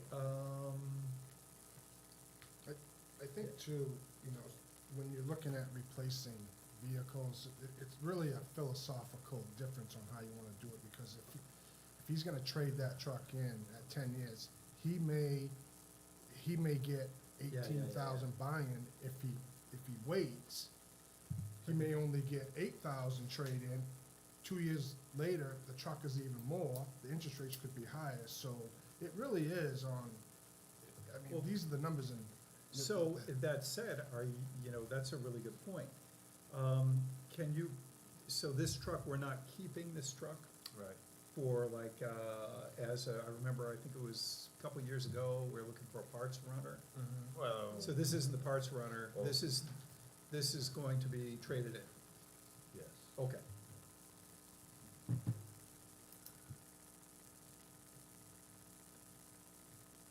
Have you looked into comparing the price of repairing the rust versus?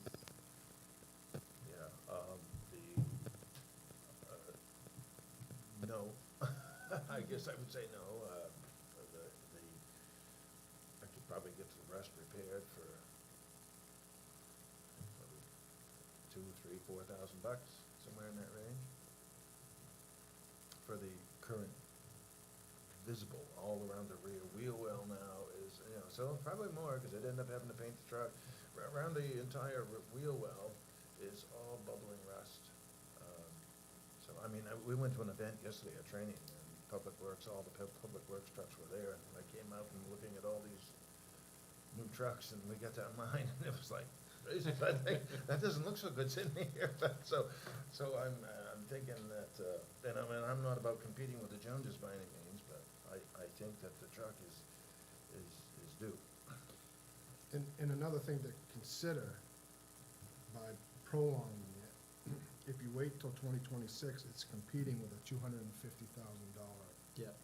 It's really that balance, it's like how. It's kind of like, how do we- if we don't replace it now, we should be putting money away.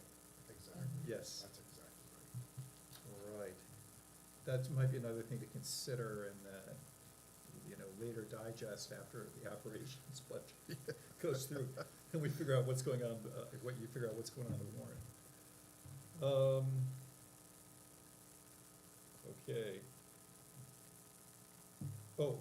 So that $88,000, is that right?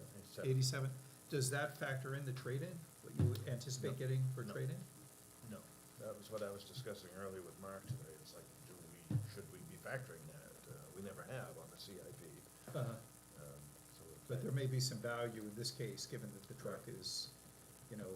So right now, we probably could get 15 or 20 for it. You give it another couple of years, it's probably gonna be less, but. where are you getting your estimate? Are you sure this is a sufficient amount of money to buy this truck that you're after, this Yes. 87,000. What I got, the 87 was from the dealership, buy that truck with no trade, is what you'd be. And that's fully outfitted, it's painted, it's with the Yes. radio installed and Yeah. the Yep. lights and all that stuff. With a plow. Tow Plow, package, plow. plow package, or. Yeah, tow package works. Yep. Seems lovely. Okay. Any other questions?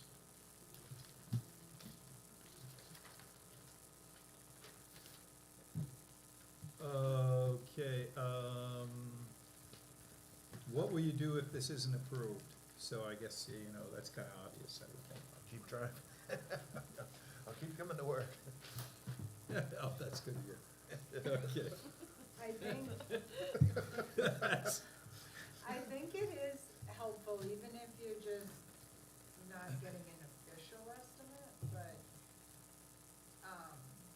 it can be interpreted as kind of coming across as arrogant or crass to just be like, it's 10 years, I need a new truck. You know, the townspeople do like to hear what's wrong with it. You know, I remember there was a fire truck, I forget what it was, that they had been trying for a couple of years to get replaced, and I'm like, why don't you just bring it to the town meeting and show people? And they did that year, it was there, and everyone could come over and look at it, and, you know, even my husband that had been against it all the past years walked in, was like, that thing needs to be replaced, and I was like, okay, you know, so it, you know, getting that information out of, you know, yeah, it's gonna be $5,000 to do the repairs that we know of right now, and not sure what it's gonna be for what's gonna be happening next year, because there's X amount of mileage on the transmission and the engine and things like that. It does help people to understand the big picture. And I think I mean, he's been at it a long time, Chief's been at, I've been, there has to be some sort of level of trust out there in the staff to, you know, if there's no trust, then, I mean, there's no hope for us. But it's all in the wording, you know, I trusted him when he said it's $2,000 to $4,000 is Right. what he's guessing, you know, but it's all in the wording. To just be, you know, did you consider repairing it? No. Well, that's poor wording, I guess is what I'm trying to say, is, because to a degree you did. You might not have consciously realized you were doing it, but as part of your job, you subconsciously did do it. Yeah, you know, I would think like that application, for example, what would be really helpful to see in there is, that you think it's, you know, that maybe it would say something like, if, you know, I checked with the dealership on trade-in, if we traded it now, we're able to get X. And if we wait, I don't know, because it has $129,000 miles on it and, pretty severe rust. To fix it currently would cost Y. So, you know, a little bit of detail there would certainly be helpful, be very helpful. Yeah, but I think we have enough information from you that, you know, we can do what we have to do. Okay. Very good. All right, what about the equipment trailer? The equipment Tell us trailer. about that. So that is a 2004, it's 20 years old, and it is a lot of stress cracking, and it is, we've had it welded a few times, and it's always, in the nearly 10 years I've been dealing with it, has always had issues as far as brake issues, alignment issues. I believe the trailer was bought used when the department was developed, and it was bought from some guy that I believe, from what I can gather, had put parts on it and taken axles from one trailer and put on a different trailer.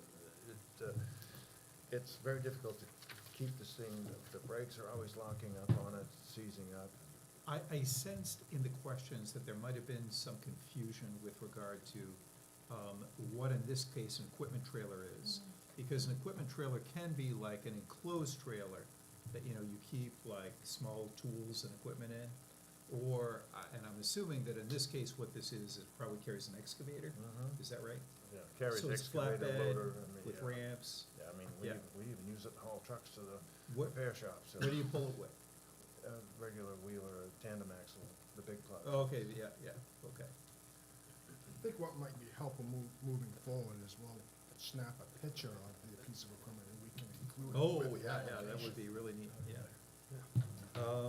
Okay, so do you think, what's the alternative? I mean, you know, can this be repaired, or do you think that this cracking is to the point where it's just, you know, Well, you fix one thing and it's gonna crack yeah, again, I mean, and anything can be repaired. you're worried but- about its safety? Yes. We've had to weld it this year to get a sticker on it again, and we continue to work on it. The brakes are always giving us trouble as far as every time it seems we want to use it, we have to have brakes taken apart. And the mechanic has to work on it to get it to go. Yeah. We're gonna be abandoned somewhere, we're dragging a wheel down the road, smoke coming off a tire, because that wheel's seized up, and You have to have it inspected, I'm not familiar with that with trailers. oh yeah, Can you explain that? everything that goes on the road has to have an inspection every year. My trailer doesn't get inspected every year. Well, you do for that size, for that weight load, yeah. Okay, okay. That was my Yeah. naiveness, I was trying to Yeah. fill in. Okay. How frequently do you use the trailer? Well, we use it, I mean, if we're gonna go box cutter road, we have to haul the equipment over there, I mean, we probably use it 2-3 times a month. Ditching, like you're doing Yeah, ditching? ditching, we have to haul the excavator, if we're Yeah. hauling, if we're gonna go cut a piece of road out, we have to move the equipment around, so. Uh-huh. We could get rid of the trailer and buy a rubber tired excavator and then you can drive it, we won't need the trailer. We even use, yeah, that's. You guys are dreaming What's the now. price of that? Yeah, much Uh, more, a lot more, You could right? probably Yeah. contract You're not out to gonna some of get these mileage either. gal Yeah, right. autos. Again, when you're talking to people that know Right. nothing, I'm Right. like, okay, that's an alternative, what's the price? Yeah. Because, you know, to show you are saving money. Okay, other questions about the trailer? The life expectancy of a new trailer. Probably 20 years. We got, this one's 20 years old. I would like to think we would probably start out with, if we had it from the time it was new, it wouldn't be, I think, it was purchased in a hurry, I think, to get it into get the public works up and going. and I- Well, the roads are a little better these days, maybe it'll last a little longer. Roads are a lot better, And yeah. you bought this one used, Yes. and you've had this one 20 years? No, it's a 2004, it was bought used, so it Okay. was 14 years old, so when it was bought, so. And are you planning on buying the next one new or Yes. used? What's a used one go for? Probably could get 9 for that one, maybe. Well, you don't wanna buy that one, Oh, otherwise no, I we wouldn't wouldn't be buy it. getting rid of it. So, Correct, if correct. you were to go out and buy a used one, what would a used one be? Well, I've been talking to them, and they said if you can find one, they're crazy money right now. They said they're just, I mean, they've gone up so much in the last 3 years. They said it's just crazy. Right. Okay, so on to capital reserve.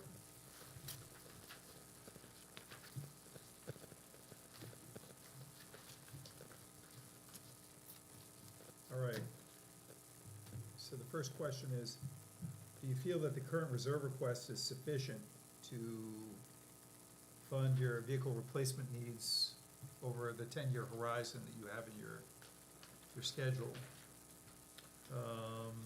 So, and I know that my recollection is that figure, what would be needed to fund it over the 10 years is something like roughly $200,000 a year. And I believe at the last meeting, it was mentioned that if you add all of these things together, you do come close to that $200,000.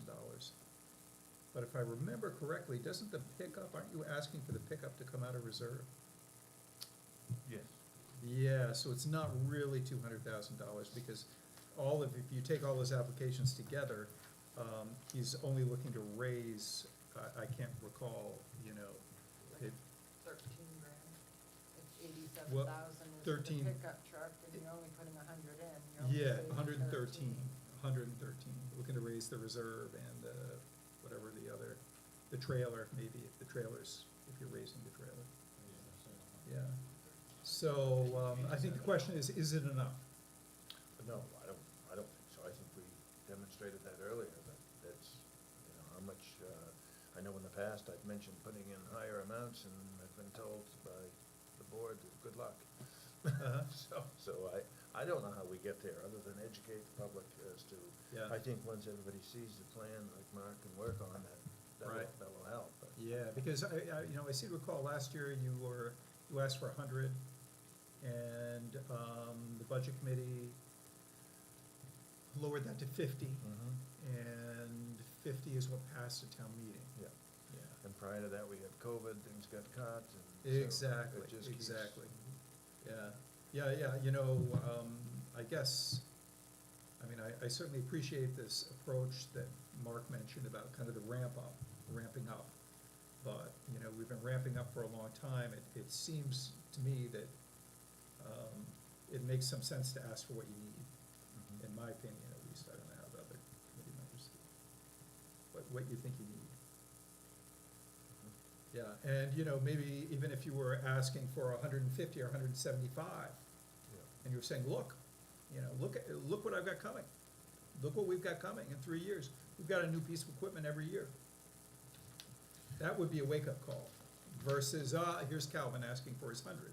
Hmm. We can cut that back to 50, like we did last year. Right, well, that's, Maybe they need a wake-up call. I think effectively, if Yeah. the truck were a raise instead of capital reserve, it would effectively be doing That's true. the Yeah, yeah. same amount as asking You could for do that. 205 and then Yeah. taking it out, so Right. that might be. Leave the money in capital account, yeah. And I think, to Calvin's defense, he's probably tried to ask that before, and again, he just got done saying he gets greeted with Good good to luck. manage the process. Yeah, So yeah. why would he continue to do that, to be told, good luck, right? So, It's working on the education Right. process. I mean, Yeah. Paul called it a wake-up call, but I've been on the board 5 years. It's not a wake-up call, it's an education. so, you'll have to be open to that and kind of let go of, we can't do this without raising taxes, as Mark has mentioned. I mean, it just, we can't. Yeah, well, I think that equipment schedule really, it Right. becomes really clear that, in a few years, we've got a major expenditure every year for, really, I think it goes like 10 years. Major piece I of also- equipment every year. Maybe a counter to that point is that I think with the proper planning and with the right approach, we don't need to raise taxes, but we can have a even approach and keep consistent where we haven't Absolutely. put Yeah, debt yeah, service, yeah. not paying Absolutely. interest, and still take care of the needs, because I'd rather not pay more taxes, but I just wanna make sure the roads are plowed and that the fire truck comes when Exactly. needed. And we'll know how that bears out once we start looking at the operation budget and what that looks like, and then feeding what we actually need into it. What does that do to the tax impact, and then we can start adjusting from there. Yeah, I don't That's- know, that's tough. it concerns me a little bit because I look at both of these, I look at the fire and I look at this, and it looks to me like it's a little underfunded. And then here we are, we haven't even been to the budget committee yet. Right. And I'm concerned about being in the same place where we were where we have been in previous years. And, it seems to be a pattern, and there are different things we can do to hopefully get beyond that pattern, but there's not just one, okay? I think education's important, but I think we've also gotta be asking for enough money. Right. So that Yeah. that goes back to a little while ago, do we wanna do that this year, or are we waiting? I think, again, we need the education piece from Mark. Here's the thing is, in some ways, I think by asking for more this year, you're kind of queuing it up. You're kind of putting folks on notice, look, we've got some issues coming up that we have to address. And then by coming up with a plan, you're addressing them.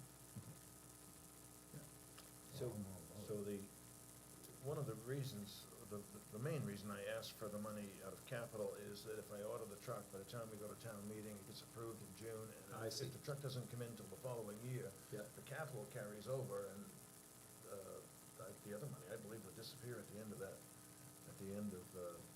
2024. Oh. There's that much kind of a lag time Oh, of if order. it's raised versus if it's Right. Yeah. out of capital That was my thought reserve. process at the time, and I mean, I don't know how how. Cause it is taking a while to get vehicles. Right, and that's a good point, because currently the way the warrant articles were written, it was for that year. That's correct, yeah, I mean, you generally don't, at least in my view, you don't want to, for these types of purchases that may straddle multiple fiscal years, you want it to be raised and set aside to a reserve, Uh-huh. which is separate Yeah, from the yeah. general fund, so Right. Yeah. you, as far as the general fund is concerned, you do have an appropriation, and it's not an expenditure, it's a transfer out, right, Yeah. from the general fund to another fund. It doesn't go out the door of the town, it's still within the town, but as far as the general fund is concerned, it transfers out from the general fund to into a capital project. If it's gonna be a multi-year thing, it'll go beyond the Yeah, but in fiscal general, year. you know, even if you're going to raise it and then spend it that same year, that can be part of your operating budget, but if there's any question, like even the slightest question of, well, I don't know when I'll be able to get it or when we're gonna spend it, you might as well put it into the capital reserve, which is why, in general, for all capital projects with my other clients, we just use that as a flow through. So the tax money comes into the general fund, goes to the reserve fund, and then even if it was raised that year, it can be expended from this reserve fund that year. Or if you didn't expend it for whatever reason, especially the vehicles, okay, well, it just stays here, and then Yep. the authority, the repeat authority every year of the select board can expend from the reserve as they deem appropriate, then you can drain from that. You see what I'm saying? Yes. Yeah. And- Yeah, sorry, go ahead. And wasn't the town at one point keeping the? Yes. Yeah, so explain that. So, the way that the town has been maintaining its reserves is, it's been maintaining its reserves in the general fund, which is not necessary. Yeah. You can and it's actually better to separate it out. Exactly. First of all, it's better to Yes. separate it out because I think it's easier to conceptualize for just regular people to conceptualize what's going on. It's also easier for the accounting, from my perspective. But it's much easier for people to understand, oh yeah, this is a bucket called the general fund that has a operating budget that lapses at the end of the year. And anything that we're raising for, we fill this bucket up with taxes this year and it flows out.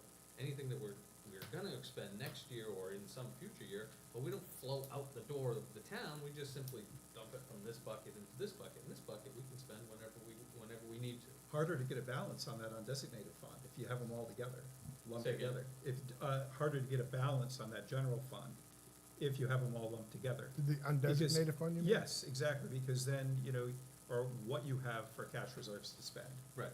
It's harder to get a balance, to know what you have to spend if you lump them all together. Oh, I see what you're saying, yes, yes. You have it's to go much back, you easier- have to do the math every time. That's correct, it's much Yeah. easier to just say, well, what's in the fire rescue reserve fund? This. Yeah. This is what Or it that, started with, and exactly. this is what was transferred in this Yeah. year, and this is what we spent this year. Right. Which, some of it was approved to be spent in a prior year, some of it is approved for this year, but whatever, it Yeah, yeah, doesn't really matter. Absolutely. Because, we were putting the reserves in an Excel spreadsheet, but it was kept in the general fund. That's correct. Yeah, So yeah, yeah. it was Yeah, it's crazy. hard, yeah. I mean, they're both, I mean, you can do it that way, it's just, not as far as I'm concerned, to explain it to other people, they can much better conceptualize different pockets, Yeah. you know? So is it actually in a different bank account? Or it's No, just it a doesn't, different no, computer no, bucket? it doesn't need to be in a different bank Okay, account, it's a just a different computer bucket. right, a different conceptual bucket. Right. Yep. Okay. Okay, so, maybe this is another case of, thinking about that, the request amount after the operations budget is done. I don't know, I'll just throw that out there. And of course, there's the pickup truck. We don't know yet exactly how the pickup truck's gonna rank, where that's gonna go, but, Yeah, All those things. we're on such a tight budget, and if we do move to the July 1st to June 30th, we can change this, but ideally, this process and picking these should come after the exactly. operating budget. Yeah, yeah. We're putting, Oh, I see. we're putting the cart before the horse Uh-huh. here, and something, so it makes it difficult. I mean, we Right, talk about right. all these numbers, but we Yeah. have no real hard, fast number to put in here at this point. They're really just the budget numbers at this point. So we have one other question here before we get off of this. It's under the reserve, and that's number 3. What is the break-even point of yearly rentals versus full ownership for loaders and backhoes. And then there's a part two of this, which is, have you looked at the cost of contracting excavation work like ditching to a Durham excavating company? Versus ownership. I have not looked at the lease or rental, which would basically would be a lease, I'm assuming you're talking about. I was saying, how many days a month are you using like an excavator? Use it daily, weekly, monthly? I see, you mean rent. Yeah, so like with the I mean, college. we use it 40 hours a week, I mean, in fact, in years past, I've rented a second one just to try and get, this, we were so far behind on ditching and the drainage was so poor that it's taken a lot of work to get caught up. And it's still behind on the gravel roads that we really, to get where we are today, it's taken everything we've had, that machine has run, it's more than paid for itself. And I think that to go to, as far as contracting, we did that in the past, and that's, I think, how we got in the position we were in, so the roads were not ditched and not, I'll just make one suggestion, and, you know, just something not related to this year, your request this year, or whatever, but just for information. I have no idea how this like costs out or how it pans out, but it might be worthwhile talking with Ted Shane over in New Gloucester, because probably, as you know, they use Bowie to do all their ditching. And I don't know why this has never gone out, or I don't think it goes out to bid, I think they've just been doing it that way forever. But it might be an interesting cost comparison, because, you know, the two towns are not so far apart with regard to miles of roads. Maybe New Gloucester has like 10 more miles or something like that. And they don't even own an excavator, they contract it all out. Might just be an interesting cost comparison for you. Again, I have no idea how the numbers work out, and what the benefits and costs are. I'll just throw it out there. All right. and then back to, I just want to go back to the pickup truck to answer Jill's question on why I said no. I wasn't trying to be flippant. Yep. The question was a bit confusing in that it would seem to send a message that the truck is broken. So when it says, did you consider the cost of fixing it versus buying a new one? The truck isn't broken, the truck is just old, so I really didn't know how to answer that question. Well, it sounds like it needs rust repairs. Yeah. So are we doing, or is our mechanic doing inspections? No.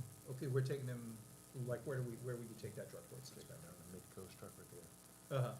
And when was the last inspection? That one's probably, I think, due November, I think it's due this month. So I guess, my other question is, has somebody done an evaluation on that truck to look at,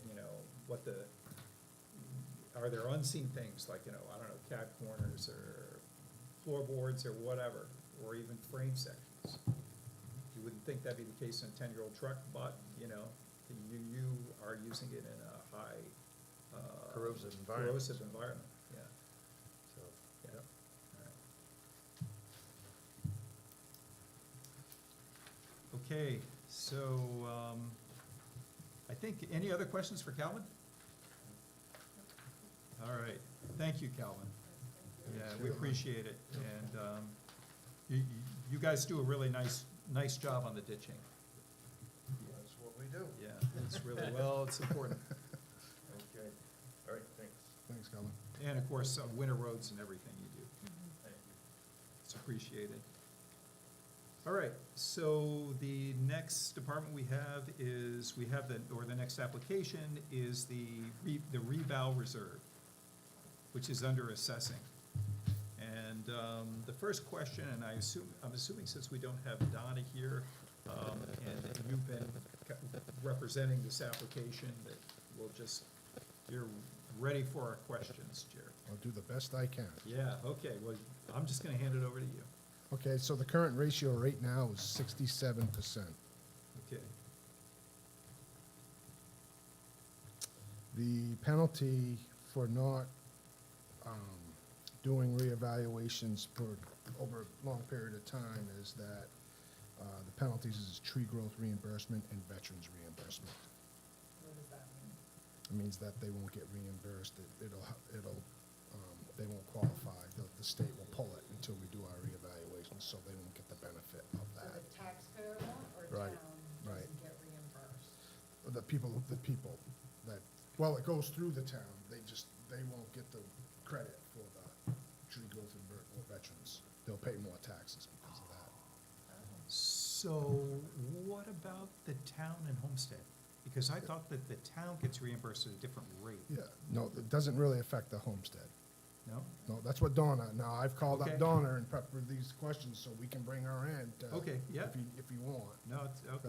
But she said there's not really any effect on the homestead. Okay. So was she saying that currently tree growth and veterans are null and void because we're at 67%? No, if we don't do the revaluation soon, the state can penalize the town through tree growth reimbursement and veterans reimbursement. So the evaluation is, it should be between 70 and 110. And they like you to do it, like, they try to do it every 10 years. It's been 15 years since this town done it, and there's a lot that's going on, so Yeah.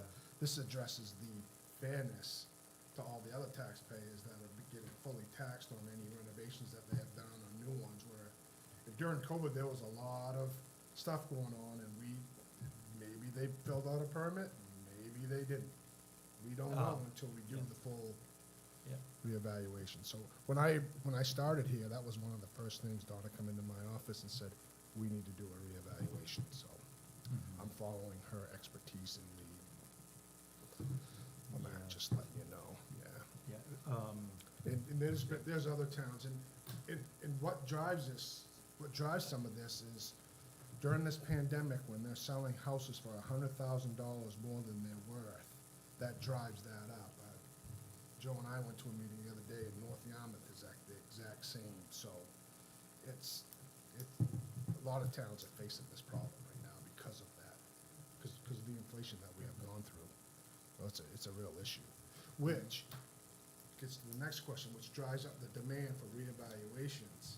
So when the demand is up, they're harder to get, and the price goes up. That's that whole supply-demand type thing. So the estimate, I don't really want to even call this an estimate, because we haven't gotten this. It's just a budget number for now.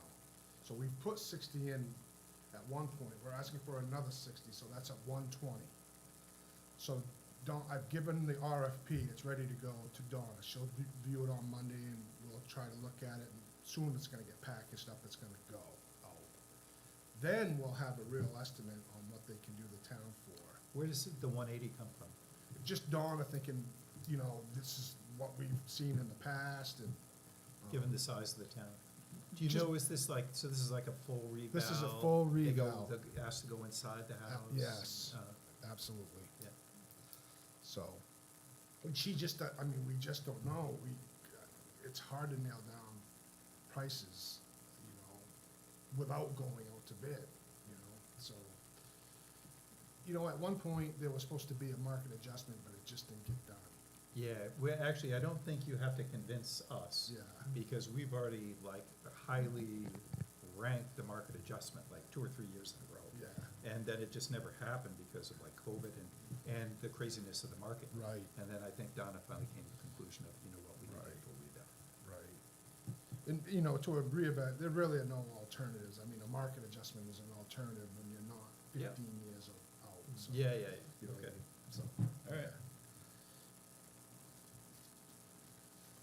So are you hoping with you said it's RFP, request for proposal. are you hoping that we can kind of lock in the price even knowing we may not get to it till 2025? Yeah, well, they may tell us, actually, when they can get to it, and we don't know until we throw that out there. Right. That's what Dawn is thinking, that we're that So- far out, Oh, maybe This next is a year. pie in the sky application because they might come to us and say, I can do it in June, so now we need $180,000 by June, not. They could, but I trust what Donna's thinking. She works for other towns, she does assessing, she's in it. I just trust what she says, and that's all I have to go on. Yeah.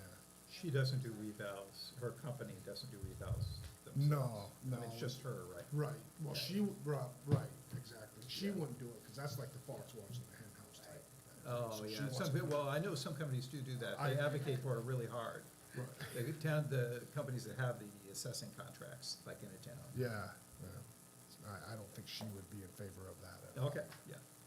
No, I'm just, I'm not Yeah, suggesting no. it, I'm Yeah, just 'cause that's- asking if, like, she's like, if, The Yeah. second half to that's what she question would do it for. five, that, do you understand what that question is? I'm sorry, There's a second half to question five. is this about, oh, yeah, that's a good question. So, so the question, and I think probably for a lot of us, this might be a little bit of a rhetorical question, but, why are we doing a reval? Is this about income for the town or fairness? Well, it's even more about state law that you Well, have to. yeah, do. yeah, state So law. you have that, so.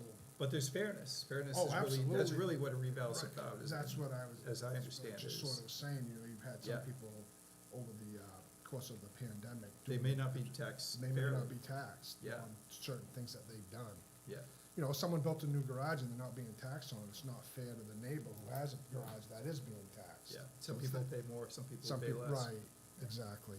And it's just gonna be interesting to see where it all comes out with the new, with these prices and, what are the values of of our homes, Yeah, yeah, So, yeah. All right.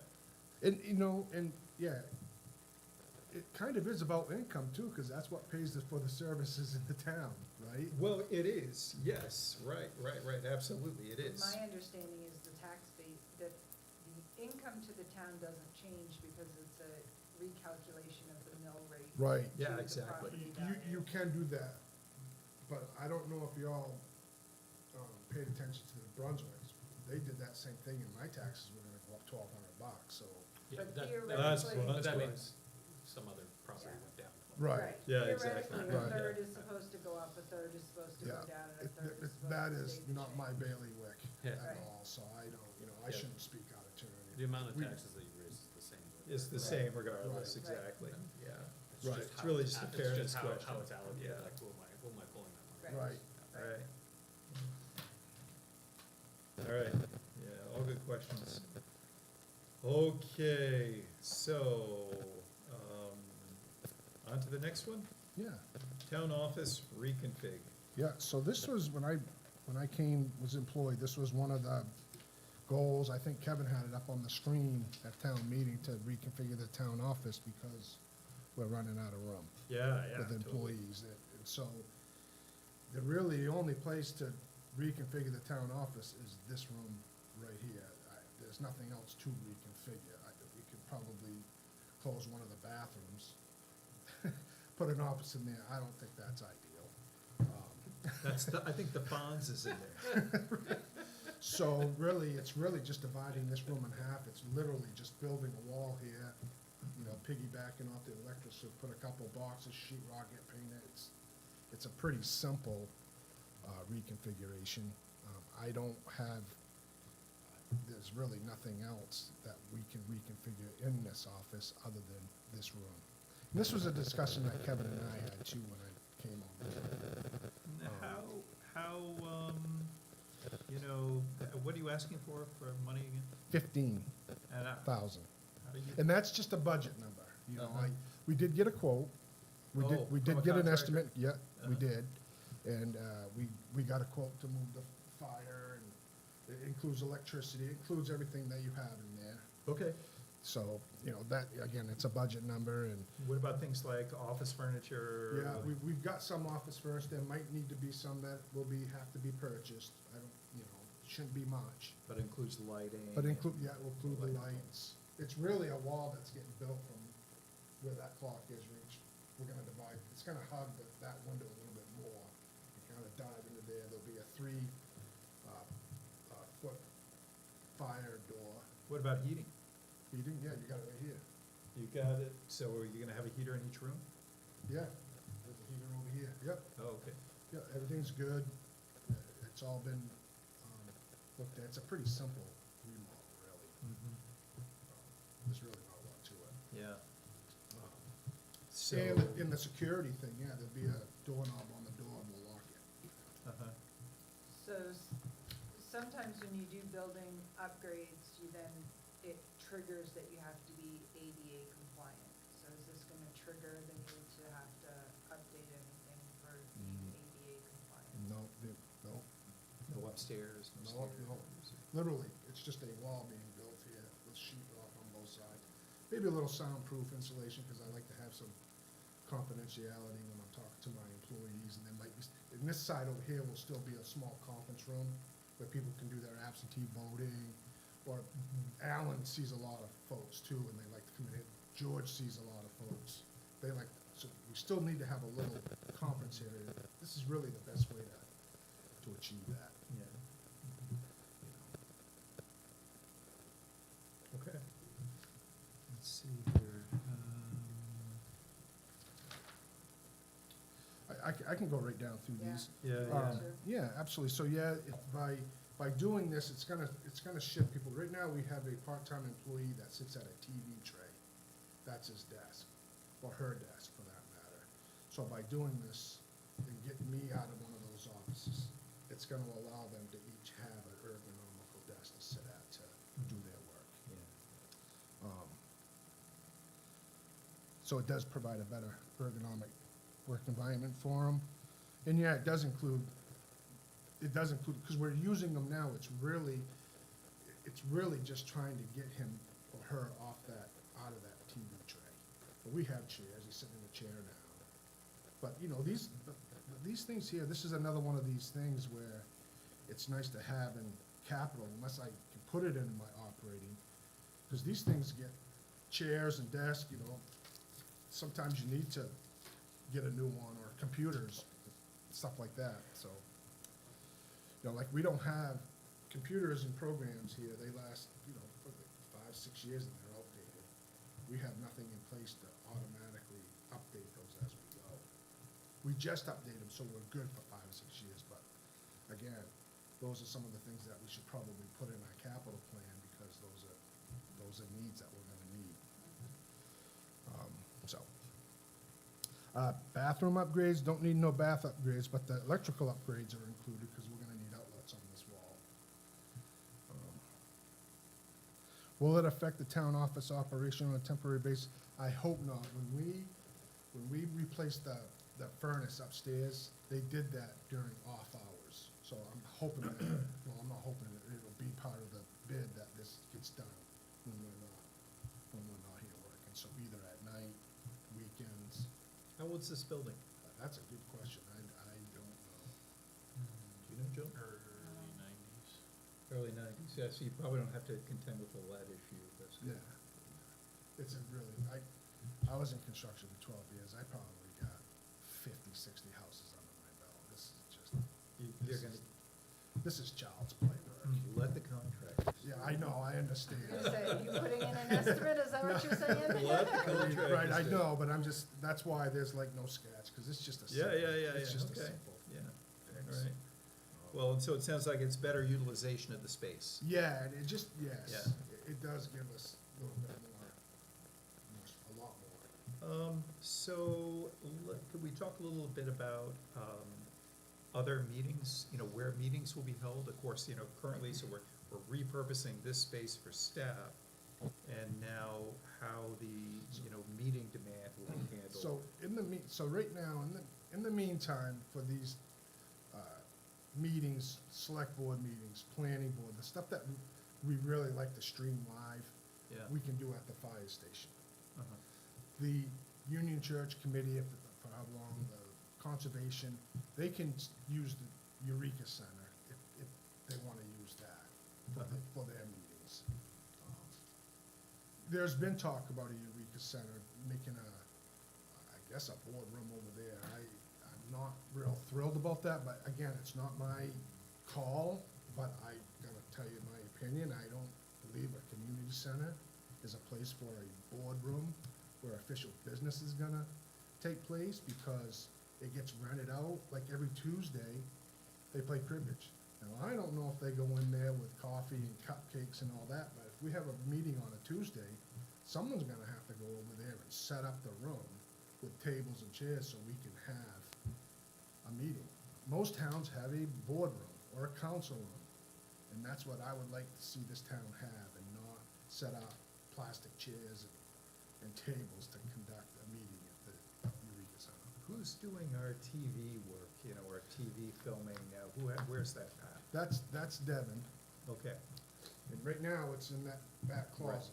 yeah, Chief has a nice little closet over there, and it's the least expensive to get set up at this point to move the meetings over there. okay, It's so the really a nice equipment would get facility. moved over, is that how it would work? Yeah, we'd need to get a laptop to run it, because we just need one camera, and it goes up through the ceiling, goes into the computer room, and then we're gonna get wireless mics. And some of the other equipment, like, for example, the TV, you know, that you have in back of you, the projection screen, Yep. things like that would move over, or, If need be. If needed. If needed, yeah. Yeah. Yeah, I don't know if it would really actually be needed in here, in a small conference room, but maybe. yeah. So that, I will say, that is my kind of biggest concern, is that I think it's really important that, you know, we continue to do a good job of streaming meetings with regard to keeping the public informed, public Yeah. information. You know what And I, that we don't, that this doesn't result in a loss to that. right, And that includes things like, you know, what do I know? You know, and I don't know what the Conservation Commission is doing these days, but, you know, CIP, you know, other committees that might be recorded or go live these days. And, you know, I have to confess, I don't spend a lot of time on the Durham channel. So I don't really know what's happening there. But, you know, I just wanna make sure that these other committees have the opportunity to, you know, be filmed and have those broadcasts. And the other piece of that is, you know, if you don't do that, then under FOAA, you've gotta take minutes. You know, if you don't have a recording of the meeting, you have to take minutes, which can add another administrative Yeah. burden. yeah, and, you know, that's kind of like a short-term, medium-term goal until because we really do need more space. Now, I know that in the file in there, I think I may have said this last meeting, back in 2006, somebody here did a plan to expand this building. So it was an issue then, and we continue to grow, so it's even more of an issue now. What I would really like, as far as filming and TV, I would like to be able to, wherever the long-term, is to be able to have a camera on a TV screen, so if there's a presentation done, the people viewing can actually see the presentation while people are talking.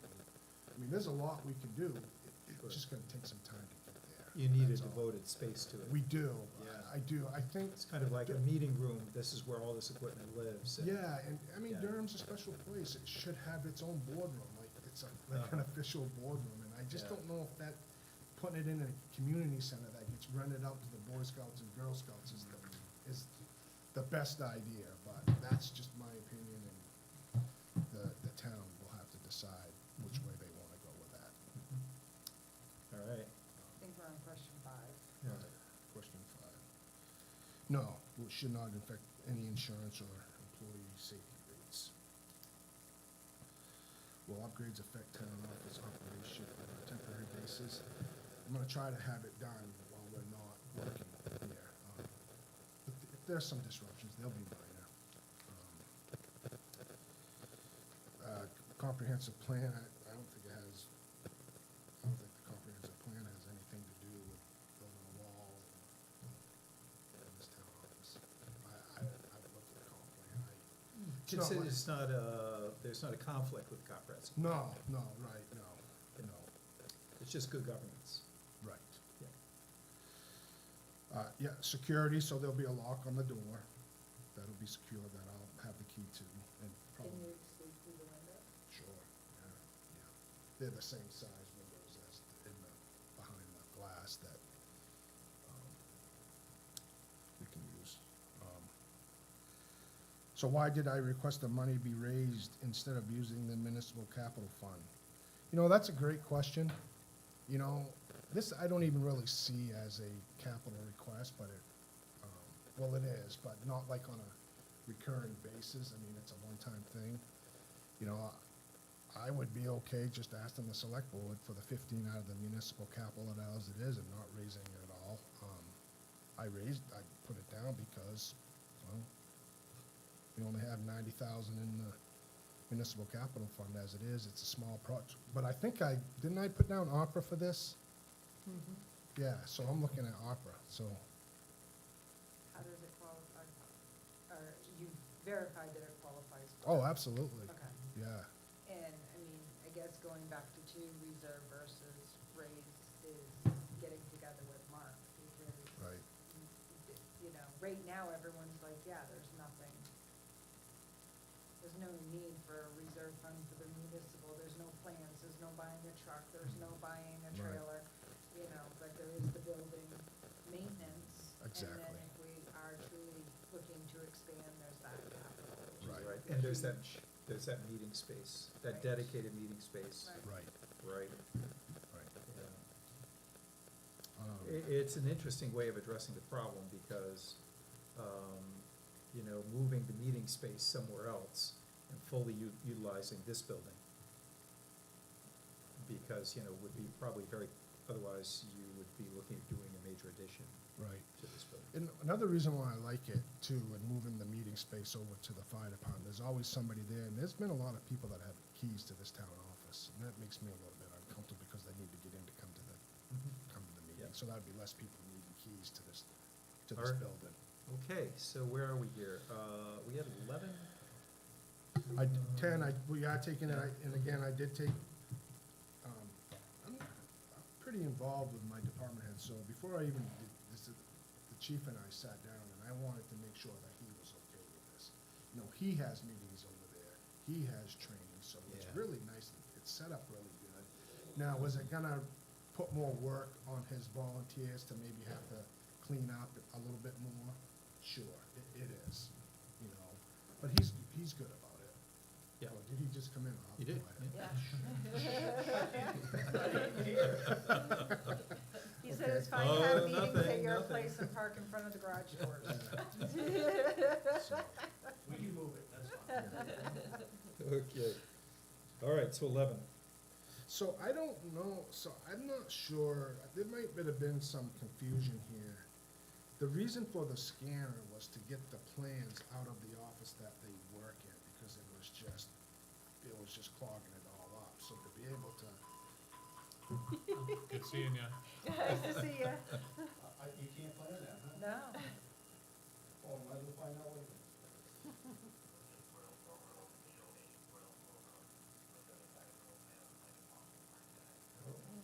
That's not good.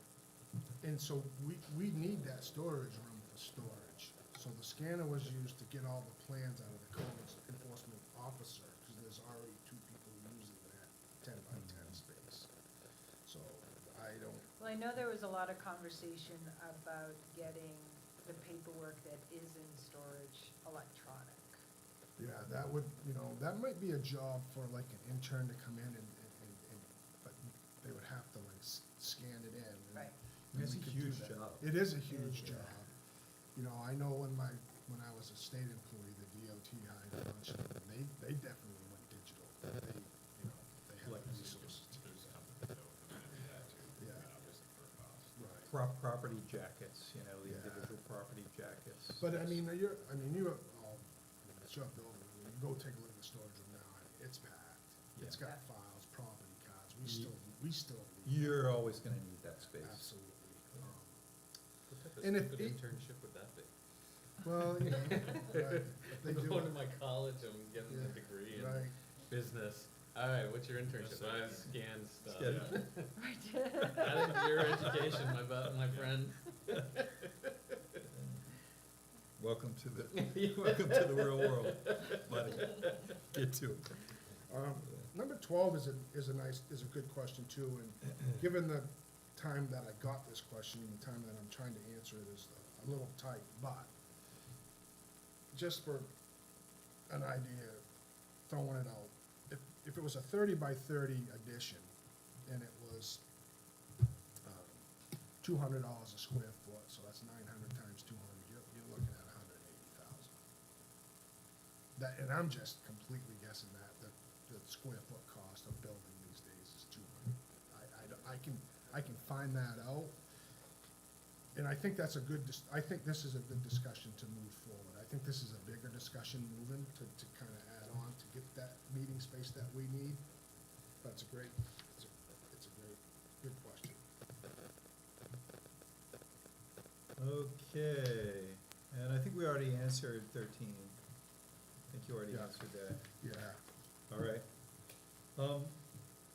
Very good. Any other questions about the town office space? And I know this is something that has been kicked around for quite some time, and that, really, if you take a hard look at the space behind the glass, it is very limited for the number of people who work back there. All right, on to ordinance codification. So this was a project that came to me first from the codes officer, because Okay, he's very frustrated with our land use, because in a lot of cases, he doesn't know what to do, because our land use ordinance is so old, and over the years, copying and pasting to it has really shifted things. And there's inconsistencies with our land use ordinance and state law. And there's we don't even, it's very difficult, and so, I struggle with the title of this, because, you know, it sounds like they're doing a review. And why isn't the title just land ordinance review? well, Or because rather that's, than codification? well, that's what they call it. So, I mean, we can call it anything you want, I'm Uh-huh. happy with whatever you wanna call it, but that's that's the term for it. Yeah, but I So, mean, I and thought I know, we're- because it we means already- codification, you're saying this is gonna go into law, right? 'Cause well, that's it what is already codifying- into law. I mean. It is. It is. So they're taking our laws, and Yeah. that's good, and looking at them and see if they line up with state law, okay? So there's a lot of issues with it. Yeah. Like I said, the code enforcement officer, and we have a really good code enforcement officer. He's Sure. on top of things, he's Yeah. doing it, and when he comes to me, he says, Jeff, I don't know what to do. We talked to Yeah. George, and it's like, well, that's just the way it was written, and it's like, Yeah. well, I know, but, so there's a lot there that needs to, so what this company does is they will take the whole land use ordinance, they will take the comprehensive plan, and they will make sure that everything kind of falls within the plan and state law, and point out, hey, look, this doesn't follow state law, this doesn't match the comp plan, and provide a punch list, which now we give to George and the planning board, and now they have a list of things that they can now bring to the select board and say, you know, Yeah. these things we really ought to work on this year to change to bring to town meeting. Yeah. So they're not really changing the codes, they're just letting us know where we have issues and kind of point them out. Is there already a company in mind for this work? Or? No, we just wanted to I didn't know what it was, so I had Yeah. Alan bring somebody in and say, you know, talk to me a little bit more about what Yeah. this is. Now, there have been people out there that say, well, that's what George does. Well, Uh-huh. George is 20 hours a week, and George is wrapped up in all of the ordinance changes and working with the committees, and he doesn't have time to do all of that research, plus work on ordinances to get ready for town meeting, prepare for planning board meetings, subdivisions, it's just way too much. Has this proposal been reviewed by the planning board yet? And I ask that because, you know, so we get this review list, that's probably where this is headed, Right. you know, to a board to take on this task. And I was just wondering, you know, whether you've had an opportunity to talk with like the chair or. Well, the chair is the planning familiar board. with it. Okay, He knows about it. uh-huh, yeah, Yeah. so, okay, So the example, I think, confused me, because it's really not summarizing 11 ordinances throughout the document, that it may highlight them in the end, that you've got something here, here, and here, but it's not reorganizing that into a cohesive, Not making edits to the ordinance, or No. an edit proposal. right. It's Right, not- no. Not bringing it to the proposal stage. No, of- that's the job of this town to So do. that'll still be the job of this town to go and do that. Saying that you I'm really. not saying this isn't a bad thing, I'm just Right. Yeah. trying to visualize in my mind what the document's gonna look like when it gets handed back to us. And I get the whole rectification between state and federal laws and what we have in place and making sure that either they align or they don't for some reason. But just within the ordinance itself, and I get how the comp plan would affect that, where we call something out there that's not marked in the, it still leaves a large amount of work afterwards. Not saying that this is a bad thing, but there's a lot of work to do afterwards. It's like that When- work When really you get that starts. red line, it's Yeah. gonna be a huge red line, Right. is what I'm Yeah. expecting. But if you don't do it, it's even more work for the town to do. I That's agree, why I'm we not, want it, right. I'm just trying to visualize and frame this up as to what we Right. wanna get, in the Yeah. end of the Yeah. day. Because it is missing that component of the big picture, you know? It's kinda saying like, you know, can I have a plane ticket to fly to Orlando, but you're leaving out the part that you're going to Disney?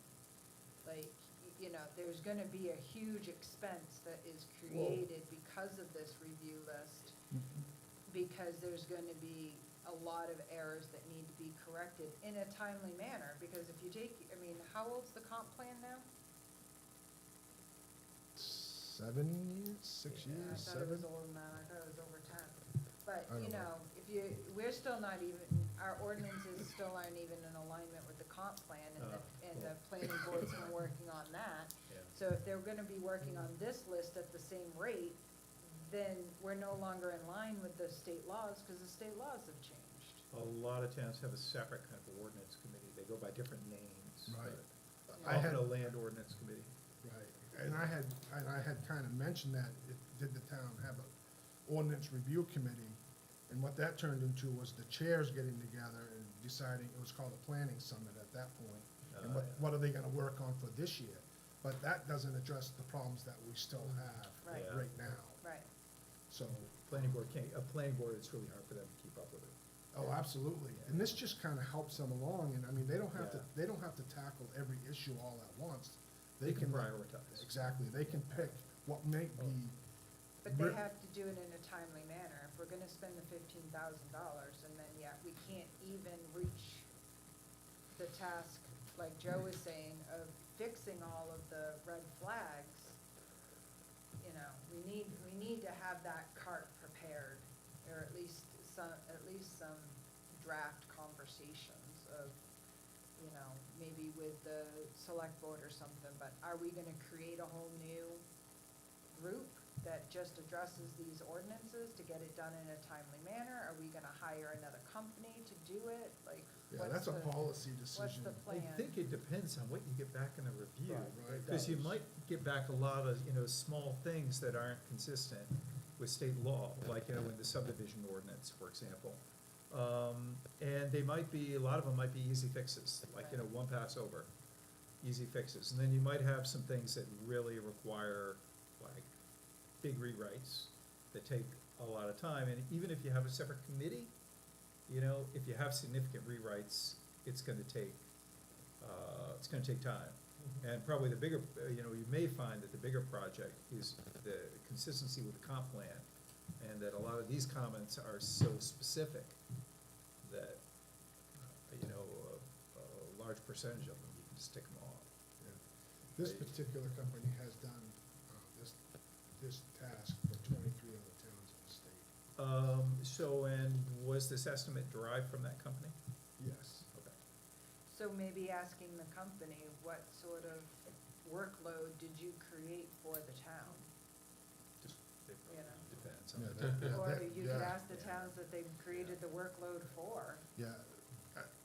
For me, as the manager, I'm not so concerned about the workload. What I'm concerned about is our codes guy and the planet being able to tell people what they need to do so they're not violating laws. But you're still not gonna be able to do that, Why not? cause he's just gonna have a list of all the errors, nothing's been fixed. He's just gonna have a list of all the errors. Right, but then the town has to figure out how we're gonna fix Yeah, these we areas. gotta go to the next step. Right. That's what you're getting at. And- Right. And we do need to do that depending on the state stuff and the federal stuff, and needs to be Yep. fixed right away. Right. Exactly. But the rest of it, you could chunk off in pieces You- and figure it, that would be the next step. You'd have to figure out how Usually- to do that. Usually where towns spend a lot of time writing ordinance, it's kind of like the gray areas. It's like more like, aesthetics and, do you want to allow dead-end streets, and connectivity, and all that stuff. So, but when it comes down to like this, the legal stuff, it may not be that, they may be more straightforward fixes than things where you have to have like a ton of discussion about. It might be a fairly straightforward answer. Look, state law is this.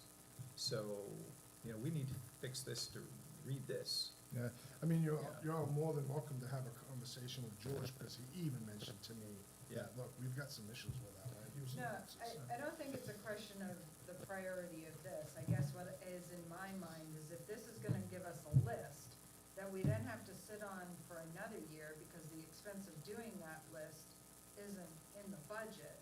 So now we're sitting on it for a year till 2025 to get the budget to do it. Like, I guess that's why I'm saying maybe chat with some of the other towns so that maybe you're asking for $30,000 and that allows you to get the list and budget for the But- the implementation of the changes. But who would we pay to do the implementation of the change? I Because don't know, the town meeting has to. That's why I hired you. I don't know that Well, answer. right, that's what, the changes have to get approved at town meeting.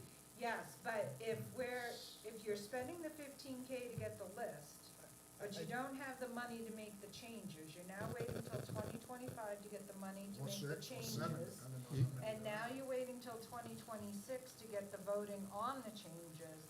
You're really delaying things if you're not thinking ahead. But you don't Because necessarily essentially need delaying money things. to make the changes. Right, It's more, capacity. right, that's exactly right. It's a capacity question, unless, you hire someone to lead the process. Right. Well, I with the guess that's why I'm volunteers. saying chatting Yeah. with some of the other towns and getting an idea It- of what you may or may not need might help this. And another hurdle, I won't say a hurdle, but it could get done faster if we were a council form of government. We could make those changes every 2 weeks and we'd be done, but we can't do that in this town because it Right. has to go to town. That's why I'm saying we gotta look Yeah. ahead so that we're not getting delayed by years. Yeah, that's just the way it is. Yeah. Yeah. All right, so, let's see if there are any Well, other how questions does on this- this. How does it qualify for ARPA? It's eligible for ARPA. Why? That's a federal question. Okay, so this is an ARPA project. Okay. Yeah. Okay, I don't know, do you have any specific examples you'd like to share? Which, are we looking at 5? Well, I'm sorry, I Six. jumped, I'm looking at 6. There's signs, backlots, driveways, there's all kinds of. Backlots. backs. If I gave you all the backlots. Internal- right now, yeah. you would look at that and you wouldn't know how to, you wouldn't know Yeah. what to do with it. Yeah, the internal inconsistencies. Exactly, That's where it gets tricky. yeah. It says one There's- thing one place, another thing somewhere else. Yeah. It, Yeah. just the way it's divided up, it's very difficult to, It's a roadmap, that's what we're looking for. yeah, Yeah. drive, yeah, right. Yeah, we're I gonna need, benefited from it, so. And, we're gonna need Russ in here. right, Yeah, I was gonna say, ask your dad about it, Yeah. he'll but tell you all there's, about there's it. inconsistencies with 12 and 5.14 with the Historic District Commission and then the Historic District itself and who does what, does the code do it? Does the Historic District Commission do it? Who's doing this? You know, so Yeah. Yeah. that good can be point. cleaned up. Yeah. All right. So those are some. Okay, and so with regard to number 7, who's recommending that we do this? It sounds like it's the code officer that, Yeah. your discussions with him Yeah. about the challenges of these It's, inconsistencies. it's Alan, George, and Jerry. Uh-huh, okay. Yeah. All right, George. Who's Jerry? Me. Thank you. I was thinking like outside, I apologize, I was like,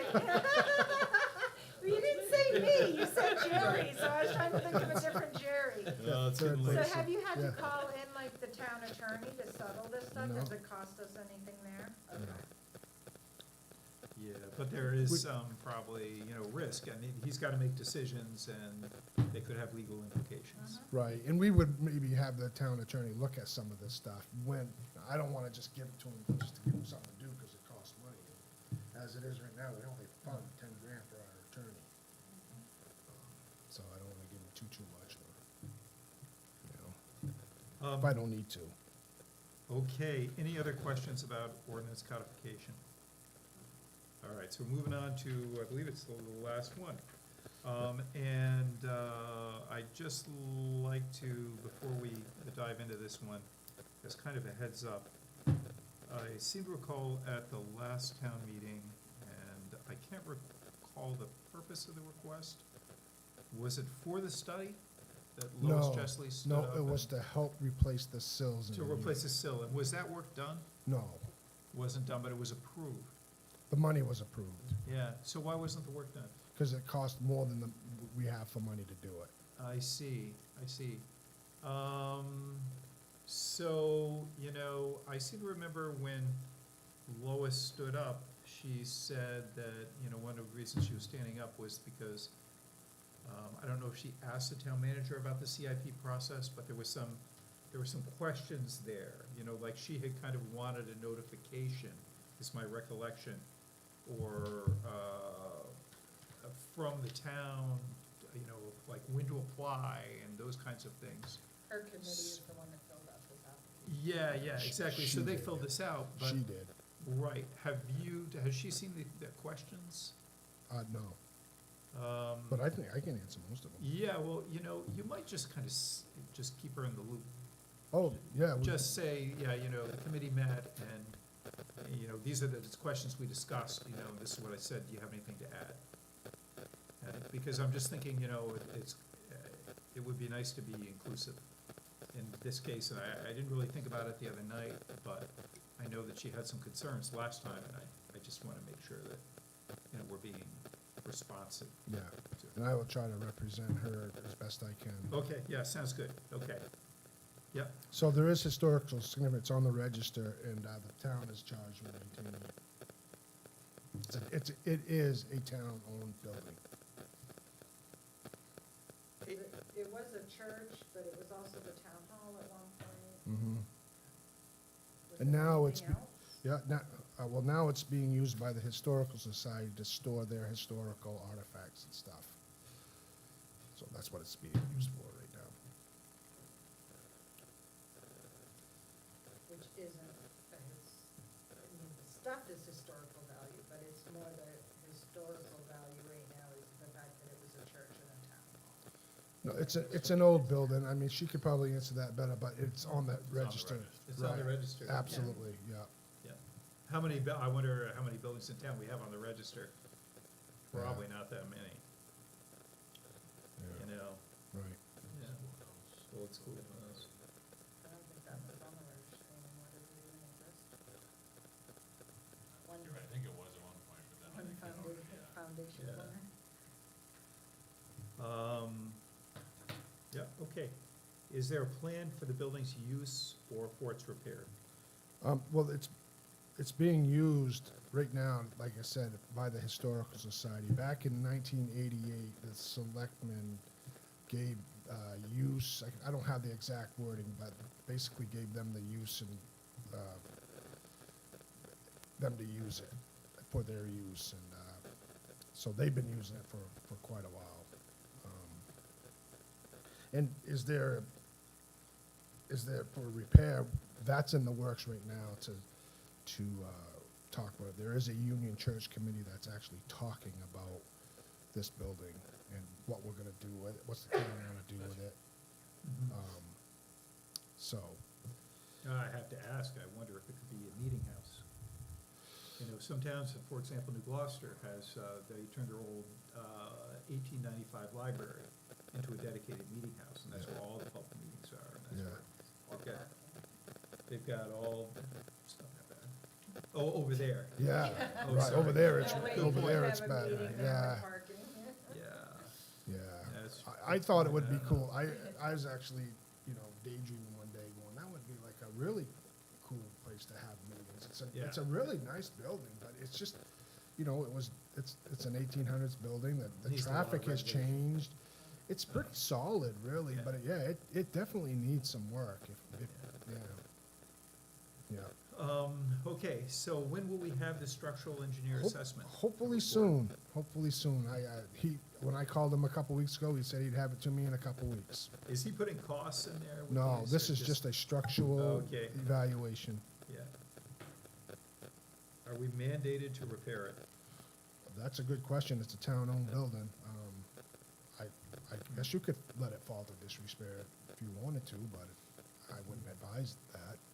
So I don't know about mandated. I don't know if anyone's gonna, The you know, schoolhouse wasn't mandated, yeah, I think the. West Methodist select board Church, elected to just- Yeah. you know, so I don't think it's mandated to repair it, but Well, whoever wrote this said the comprehensive plan require the town as a building owner, the codes officer and government storage commission to protect and preserve important historic resources. So Right. I guess they put all over the definition of protect and preserve, but I would say that preserve means that, it should, be maintained. yeah. I wonder what year it was, they stopped using it as the town hall. Is it when we moved over here? Probably. No, No? I don't, for that, Okay. don't think, Yeah. well, there was a town hall. Little. Yeah, I guess you know, yeah. That's neat. Gotta ask your dad that question, Yeah. get back to us. As a follow-up. Looks like a 1978 maybe? Num- Well, that's when the That's from the Historical historical side, took it, thinking that the town was done with it at that point, at the Right. town hall. Number 5, there is a European Church Committee that's talking about this.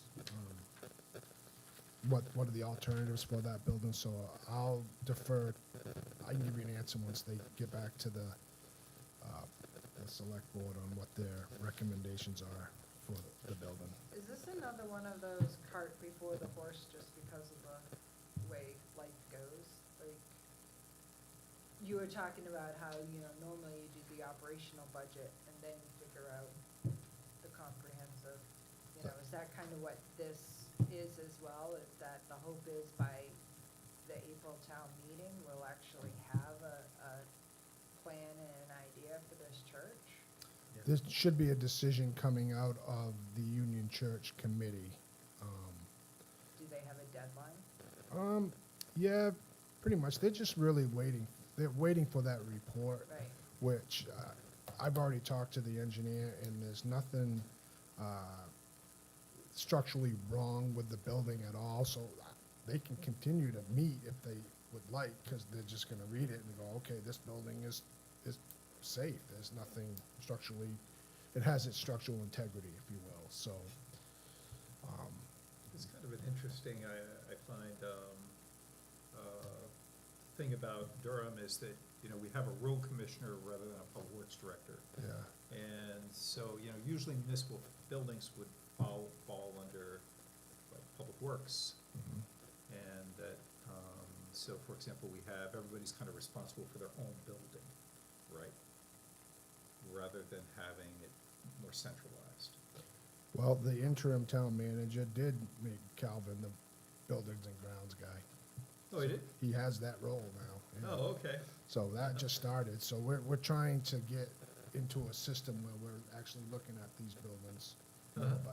But Okay. Calvin is our town-owned buildings and grounds, he takes care of that, I see. yeah, Okay. now. That's like via job description. Right, and it's true, when I was the public works director in Gardner, I had buildings and grounds under my belt too. Yeah. And there was a lot, Yeah, so, yeah. you know, So, yeah, I think, you know, what Joe said, that's kind of the challenging part of this is yeah. not having that estimate in front of us, and especially coming off the heels of the last request, you know, was approved, but Well- the money was never spent. Well, Lois did get a estimate to do the sills and some of that stuff for, you know, and It just wasn't enough. Yeah, it was $50,000, and that would fix the sills, but there's still other issues with the inside And the but building. that $50,000, is that in a reserve? No, there's only like 31 in the reserve. Now, if you include the 10,000 that she raised, but Oh, I'm talking about what she raised last year. what she raised last year was 10,000. Oh, okay. That was in the operating side of the house. Okay. So that goes away if you don't spend it. Oh, okay. She can ask for it, well, she can ask for it again, but Uh-huh. that goes, Goes into undesignated right, funds. exactly.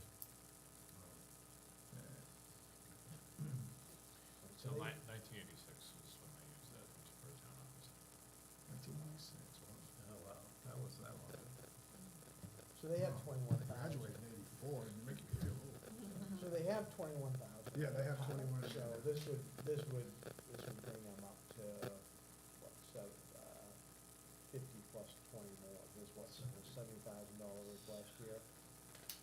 So that would, That would fix the That would bring sills. them up to $91,000 total Does, with this request. does that include the 10,000 from last year? No, it doesn't. I'm not counting the $10,000.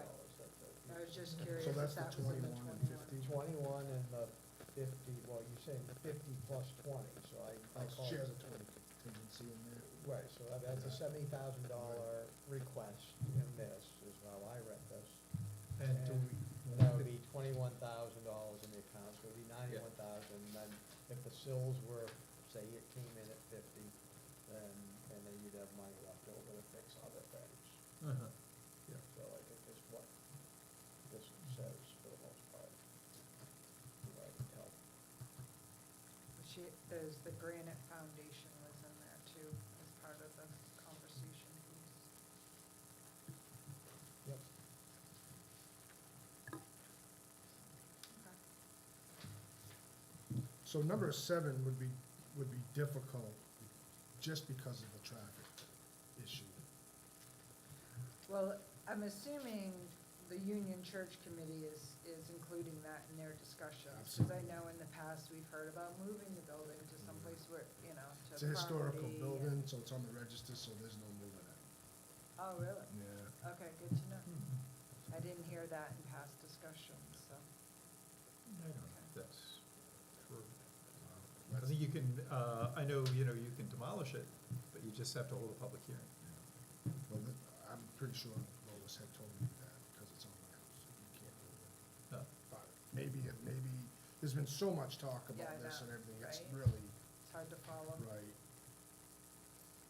Okay. National Park Service has many options, many cases, moving a historic building is the only option.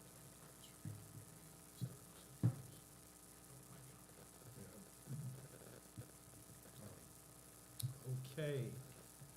Other questions about the Save the Union Church application?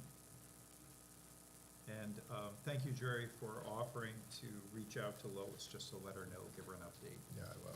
Okay, excellent. All right, so I think that's pretty much it. I guess my next question is, does everyone feel like we've answered all the questions, and that we're in a position to move forward with the next step of the process, the scoring? Yes. Okay, great. Excellent. So, let's think about maybe we could take a moment and think about the scoring schedule. But we already had it. Oh, we have our next meeting is, what's the date on our next meeting? November 13th. November 13th, wow, okay. 6:30. Okay, November 13th at 6:30. Okay, and you're going to need, Michelle, a few days to collate scores. Maybe we could just work backwards from there. Can I just interject here for a minute? If that's too tight for That you, seems awfully tight. So does. you can stretch that, because we're in no Yeah. rush for it. Yeah, I think that It's was, not gonna I think that date was take more your of a time. placeholder, Yeah. for in case we needed a second meeting. Yeah. Yeah, exactly. yeah. Take your time. Yeah, so, Really- it would seem to me like we ought to stretch it out. Yes. Yeah, okay. So. Well, we run into um, Thanksgiving too. Thank Thank you you. very Yeah, much, thank Mark. you very Yeah, much. thanks, Mark. Thank you, Mark. Week after Thanksgiving? Maybe? Yeah, Yeah, I mean, what's a good time frame for you, Michelle? Like, do you want to be collating scores over Thanksgiving, or do you want it before then? I mean, not over Thanksgiving. I mean, on, you know, Sunday or whatever. Wake after turkey. Maybe you're putting up the tree, I don't know. No, I have a weekend before, worst case. Okay, so, Thursday, Thanksgiving's the 23rd.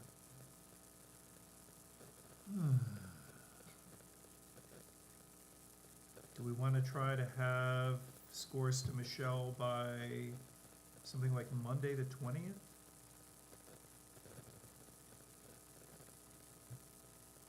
Sorry for my naiveness, but does it really take that long to score? No, but, you know, people have, I mean, actually, I mean, I spent a good number of hours on it, a fair number of hours, because, you know, I try to be thoughtful and busy life, you know, kids and kids' schedules and all those other things. So, I would like to at least have a couple weeks in Okay. there. It always takes me longer than I think it's going to. Yeah, me too. Yeah. Okay, so we could do the 20th, we could do something like, the 16th. The week of Thanksgiving will be very tough for me. Yeah, I kind of think we should meet after Thanksgiving. Yeah. I don't know, what do you guys think? Yeah. I mean, why push it? Yeah, you got plenty of Okay. time. As long as I'm- Yeah, let's if meet it's after out, not Thanksgiving. next week, it would- Yeah, I think we just want to make sure we get to the scores to Michelle in time that she can comfortably collate them. And she's going to also send out the, Yeah, I can send you out the template. The template. Plug in your numbers, so that makes it exactly, easy. yeah, yeah. I mean, Yeah, if so- you're able to get it to me by the 22nd, does that Uh-huh. work, right before Oh, yeah. Thanksgiving? Okay. Easy, all right. And then we can meet the following week. All right, so all scores to Michelle by the 22nd, and in her format, in I mean, her if you Excel wanna spreadsheet. do 'em- if you're doing them on your sheets already, if you want to send them to me, that's fine. Yeah. I don't want you to have to duplicate Oh, efforts. yeah, no. I don't mind Okay. plug and play after I'm done, so. Yeah, me If you neither. wanna send us the form, Okay, give us the Yeah. options. sure. Okay, So the week after Thanksgiving, Monday, Tuesday will be tough for me. Wednesday's out for somebody, Yes. so would Thursday, the 30th work? Thursday, the 30th, let me check my schedule here. 30th, it's open for me, okay. Is it open for the town? 30th, November 30th, Wednesday, sure. Thursday. Thursday, I'll do that too. All right, Yeah. Okay. Six,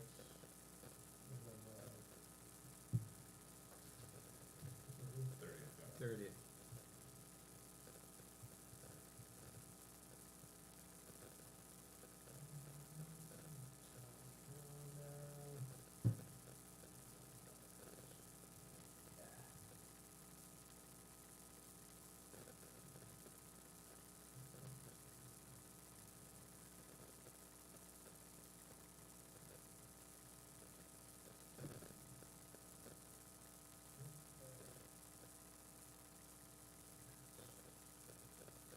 Nothing on that day.